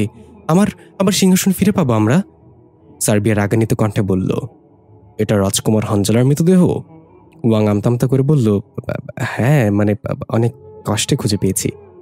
সার্বিয়া বলল, ওয়াং, আমার হাত পা যদি এখন শিকলে বাঁধা না থাকতো তাহলে তোকে যে কি মারটা মারতাম, শুকুর কর আমি বন্দী। এই বলে সার্বিয়া চলে গেল। ওয়াং গরুর বাছুরটা নিয়ে হা করে বলল, কি হইল বুঝলাম না। উনি বুঝলো কিভাবে এটা রাজকুমার হানজালার মৃতদেহ না? তবে যা হয়েছে ভালোই হয়েছে, হাত পা বাঁধা না থাকলে আজকে আমারে মেরেই ফেলতো। আমি তো আজ থেকে রাজা হেনরির গোলাম। আমি আসছি রাজা হেনরি। এই বলে গরুর বাছুরটা ছুঁড়ে ফেলে দিয়ে রাজপ্রাসাদের দিকে গেল ওয়াং। দৃশ্য পরিবর্তন। ইফাত এসেছে রূপদের বাড়িতে। খালিদ দূর থেকে ইফাতকে দেখে দৌড়ে এলো। ইফাত তাকে দেখে বলল, আপনার মাসুকা কই? তারও ডাক দেন, একটা সারপ্রাইজ আছে আপনাদের জন্য। খালিদ বলল, কি সারপ্রাইজ? ইফাত বলল, আগে তারে ডাকেন, কেমন লোভী মানুষ আপনি, একলা একলাই সারপ্রাইজ নিতে চান। অথচ আকাম তো দুজন একলগেই করছিলেন। খালিদ আর কিছু না বলে তামিমাকে কল করে আসতে বলল। কিছুক্ষণের মাঝে তামিমা চলে আসলো। খালিদ এবং তামিমা একসাথে দাঁড়ালো। ইফাত একটা তাচ্ছিল্য হাসিতে বলল, দুজনেরই কিন্তু সেই লাগতেছে একলগে, মনে হইতেছে জন্ডিস আক্রান্ত লাইলি মজনু। খালিদ বলল, ফালতু কথা না বলে কি জন্য এসেছো তাই বলো। ইফাত বলল, আপনার বড় তাড়াহুড়া সারপ্রাইজ পাওয়ার লেগা, তাহলে দেখেন। এই বলে ইফাত ডাক দিল, রূপ আসো তো একটু। দেখা গেল দেয়ালের আড়াল থেকে রূপ তার নোংরা আকৃতিতে হেঁটে আসছে। তার পেছনে হানজালাও ছিল। বহু বছর কারাগারে থাকার কারণে শরীরে ভারী ময়লার স্তূপ, হাতে পায়ে নখ বড় বড়, চুলগুলো জট বেঁধে গিয়েছে। প্রথম দেখায় খালিদ এবং তামিমা রূপকে চিনতেও পারল না ভালো করে। কাছে আসার পর রূপ দাঁত কটমট করে বলল, কেমন আছেন দাদা ভাই? আর তুই কেমন আছিস আমার প্রিয় বান্ধবী তামিমা? এবার রূপকে চিনতে পেরে খালিদ হাউমাউ করে কাঁদতে কাঁদতে রূপের পায়ের কাছে পড়ে গেল। তামিমা মাথা নিচু করে দাঁড়িয়ে আছে অনুশোচনায়। খালিদ কাকুতি মিনতি করে বলতে লাগলো, আমাকে মাফ করে দে বোন, আমি না বুঝে ভুল করে ফেলেছি। তোকে হারিয়ে মা বাবাও আর বেশি দিন বাঁচে নাই। আমি যতদিনে নিজের ভুল বুঝতে পারছি ততদিনে অনেক দেরি হয়ে গেছে, আমাকে মাফ করে দে। ইফাত তাইমাকে বলল, তুই দাঁড়ায় আসুস কেন? নিজে যাবি রূপের পায়ের কাছে, নাকি রূপ পা নিয়ে তোর কাছে আইব? তাইমা হাত জোর করে কাঁদতে কাঁদতে ক্ষমা চাইতে লাগলো। রূপ অশ্রুসিক্ত চোখে ইফাদের দিকে তাকালো। ইফাত সুন্দর করে একটা হাসি দিল। রূপ বলল, তোমাদেরকে আমি ক্ষমা করে দিয়েছি। ইচ্ছা ছিল নিজ হাতে তোমাদেরকে টুকরো টুকরো করব, কারাগারের প্রতিটা দিন আমার কেটছে প্রতিশোধের আগুন নিয়ে। কিন্তু এখন তোমাদের মারব না, তোমরা মরবে নিজের অপরাধের অনুশোচনায় তিলে তিলে। একটা চিন্তা তোমাদের করে করে খাবে, রূপকে আমাদের সত্যি সত্যি মাফ করেছে। এই বলে রূপ চলে যেতে লাগলো। ইফাত হানজালাকে বলল, তার সাথে যাও। হানজালা চলে গেল। ইফাত বলল, রূপ এখন থেকে আমাকে লগে থাকবো, আমরাই তার পরিবার। মরার পরে খবর দিয়েন, রূপ আইসা কবরে এক মুঠো মাটি দিয়ে যাবনে। খালিদ কাঁদতে কাঁদতে বলল, আমার বোনটার খেয়াল রেখো বাবা। আর ওই ছেলেটা কি রূপের সাথে গেল? ইফাত একটু মুচকে এসে বলল, রূপের রাজকুমার। কিছুক্ষণ পর রূপ এবং ইফাত বসে আছে একটা নিরিবিলি জায়গায়। কারোর মুখে কোনো কথা নেই। রূপ বলে উঠল, হানজালাকে কোথায় পাঠিয়েছ? ইফাত বলল, একটা আধুরা কাম পুরা করতে পাঠাইছি, খুব তাড়াতাড়ি আইসা পড়ব। তার আগে তোমার এই হুলিয়া বদলাতে হবে। কারাগারে থাকতে থাকতে একটা ডাইনির মতো দেখতে হইছ। রূপ বলল, কি করব বলো, সেখানে তো কোনো পার্লার ছিল না। এখন প্রথমে আমার যেতে হবে পার্লারে। ইফাত বলল, পার্লারে গেলে কাম হইব না। আমার পরিচিত কিছু রং মিস্ত্রি আছে, তারা ভালো কইরা সিরিঞ্জ কাগজ দিয়ে আর ডইল্লা মাইজা রং কইরা দিব তোমারে। রূপ ভুরুকুচকে বলল, তুমি কি মজা নিচ্ছ আমার সাথে? জানো আমি তোমার বয়সে কত বড় হব? ইফাত বলল, বয়সে বড় হইলে তার লাগে মজা করা যাইব না, এটা কোনো কিতাবে লেখা আছে? এবার রূপ ফিক করে হেসে দিল। তারপর বলল, উফ, এই হানজালা এখন আসছে না কেন? কোথায় গিয়েছে সে? তখনই হানজালার আবির্ভাব ঘটল একটা কাটা মাথা হাতে। রূপ ভয়ে আতকে উঠে বলল, এটা কি? তুমি কার মাথা কেটে নিয়ে এসেছ? হানজালা মাথার ইফাতের দিকে এগিয়ে দিয়ে বলল, আমি জানি না, আমার বন্ধু নিয়ে আসতে বলল, তাই নিয়ে আসলাম। ইফাত মাথাটা হাতে নিয়ে একটা অদ্ভুত হাসি দিয়ে বলল, অবশেষে তুমি তোমার প্রাপ্য পাইছো নিকৃষ্ট বৃদ্ধ। এবার রূপ শান্ত হয়ে বলল, আচ্ছা তাহলে এটাই সেই বৃদ্ধ কবিরাজ? ইফাত মাথা নেড়ে হ্যাঁ সূচক জবাব দিল। হানজালা জিজ্ঞাসা করল, এখন কি করব বলো, আর কার মাথা নিয়ে আসতে হবে? ইফাত বলল, আপাতত আর কারণ না, এবার চলো যাওয়া যাক। দৃশ্য পরিবর্তন। ইফাত আনমনে দাঁড়িয়ে আছে সেই নদীর পাড়ে, যেখানে তার বাবা এবং সে বসে গল্প করত সবসময়। এখানে আমজাদ মুন্সির মৃত্যু হয়েছিল। বিকালের সূর্যটা পশ্চিম আকাশে ঢলে পড়েছে ধীরে ধীরে। নদীর পানিতে সূর্যের কিরণ পড়ে চিকচিক করছে। ব্যাকগ্রাউন্ডে গান চলছে। দীর্ঘতে প্রান্তরে বাঁধ ভেঙে যায়, কোনো একাকাশ শুধু তোকে পেতে চায়। তোর প্রেমে বুধ হয়ে এত আয়োজন, মন খারাপে রাতে তোকে প্রয়োজন, তাই এত আয়োজন, তাই তোকে প্রয়োজন। হঠাৎ পেছন থেকে কেউ বলে উঠল, আমার হাদারামের কি মন খুবই খারাপ? ইফাত চমকে গিয়ে পেছনে তাকিয়ে দেখল, তোফা তার ভুবন ভোলানো হাসি নিয়ে দাঁড়িয়ে আছে। বাতাসে তার বাদামি চুলগুলো এলোমেলোভাবে উঠছে। কালো একটা শাড়ি পরিধান করে মাথায় সাদা বেলি ফুলের মালা গুজে দিয়েছে। ঠোঁটে হালকা লাল লিপস্টিক আর নাকে নথ পড়েছে, সাথে কানে ঝুমকা। এ যেন স্বর্গ থেকে নেমে আসা এক হুরপুরি। ইফাত হা করে তাকিয়ে আছে, মুখ দিয়ে কোনো কথাই বের হচ্ছে না। তোফা ধীরে ধীরে ইফাদের সামনে আঙ্গুল নিয়ে তুড়িবাজি বলল, ওই হাদারাম, এভাবে কি দেখছিস? ইফাত আনমনে বলে উঠল, পরি। তোফা সুন্দর করে হেসে একটি লাজুক ভঙ্গিতে বলল, এভাবে দেখিস না, আমার নজর লেগে যাবে।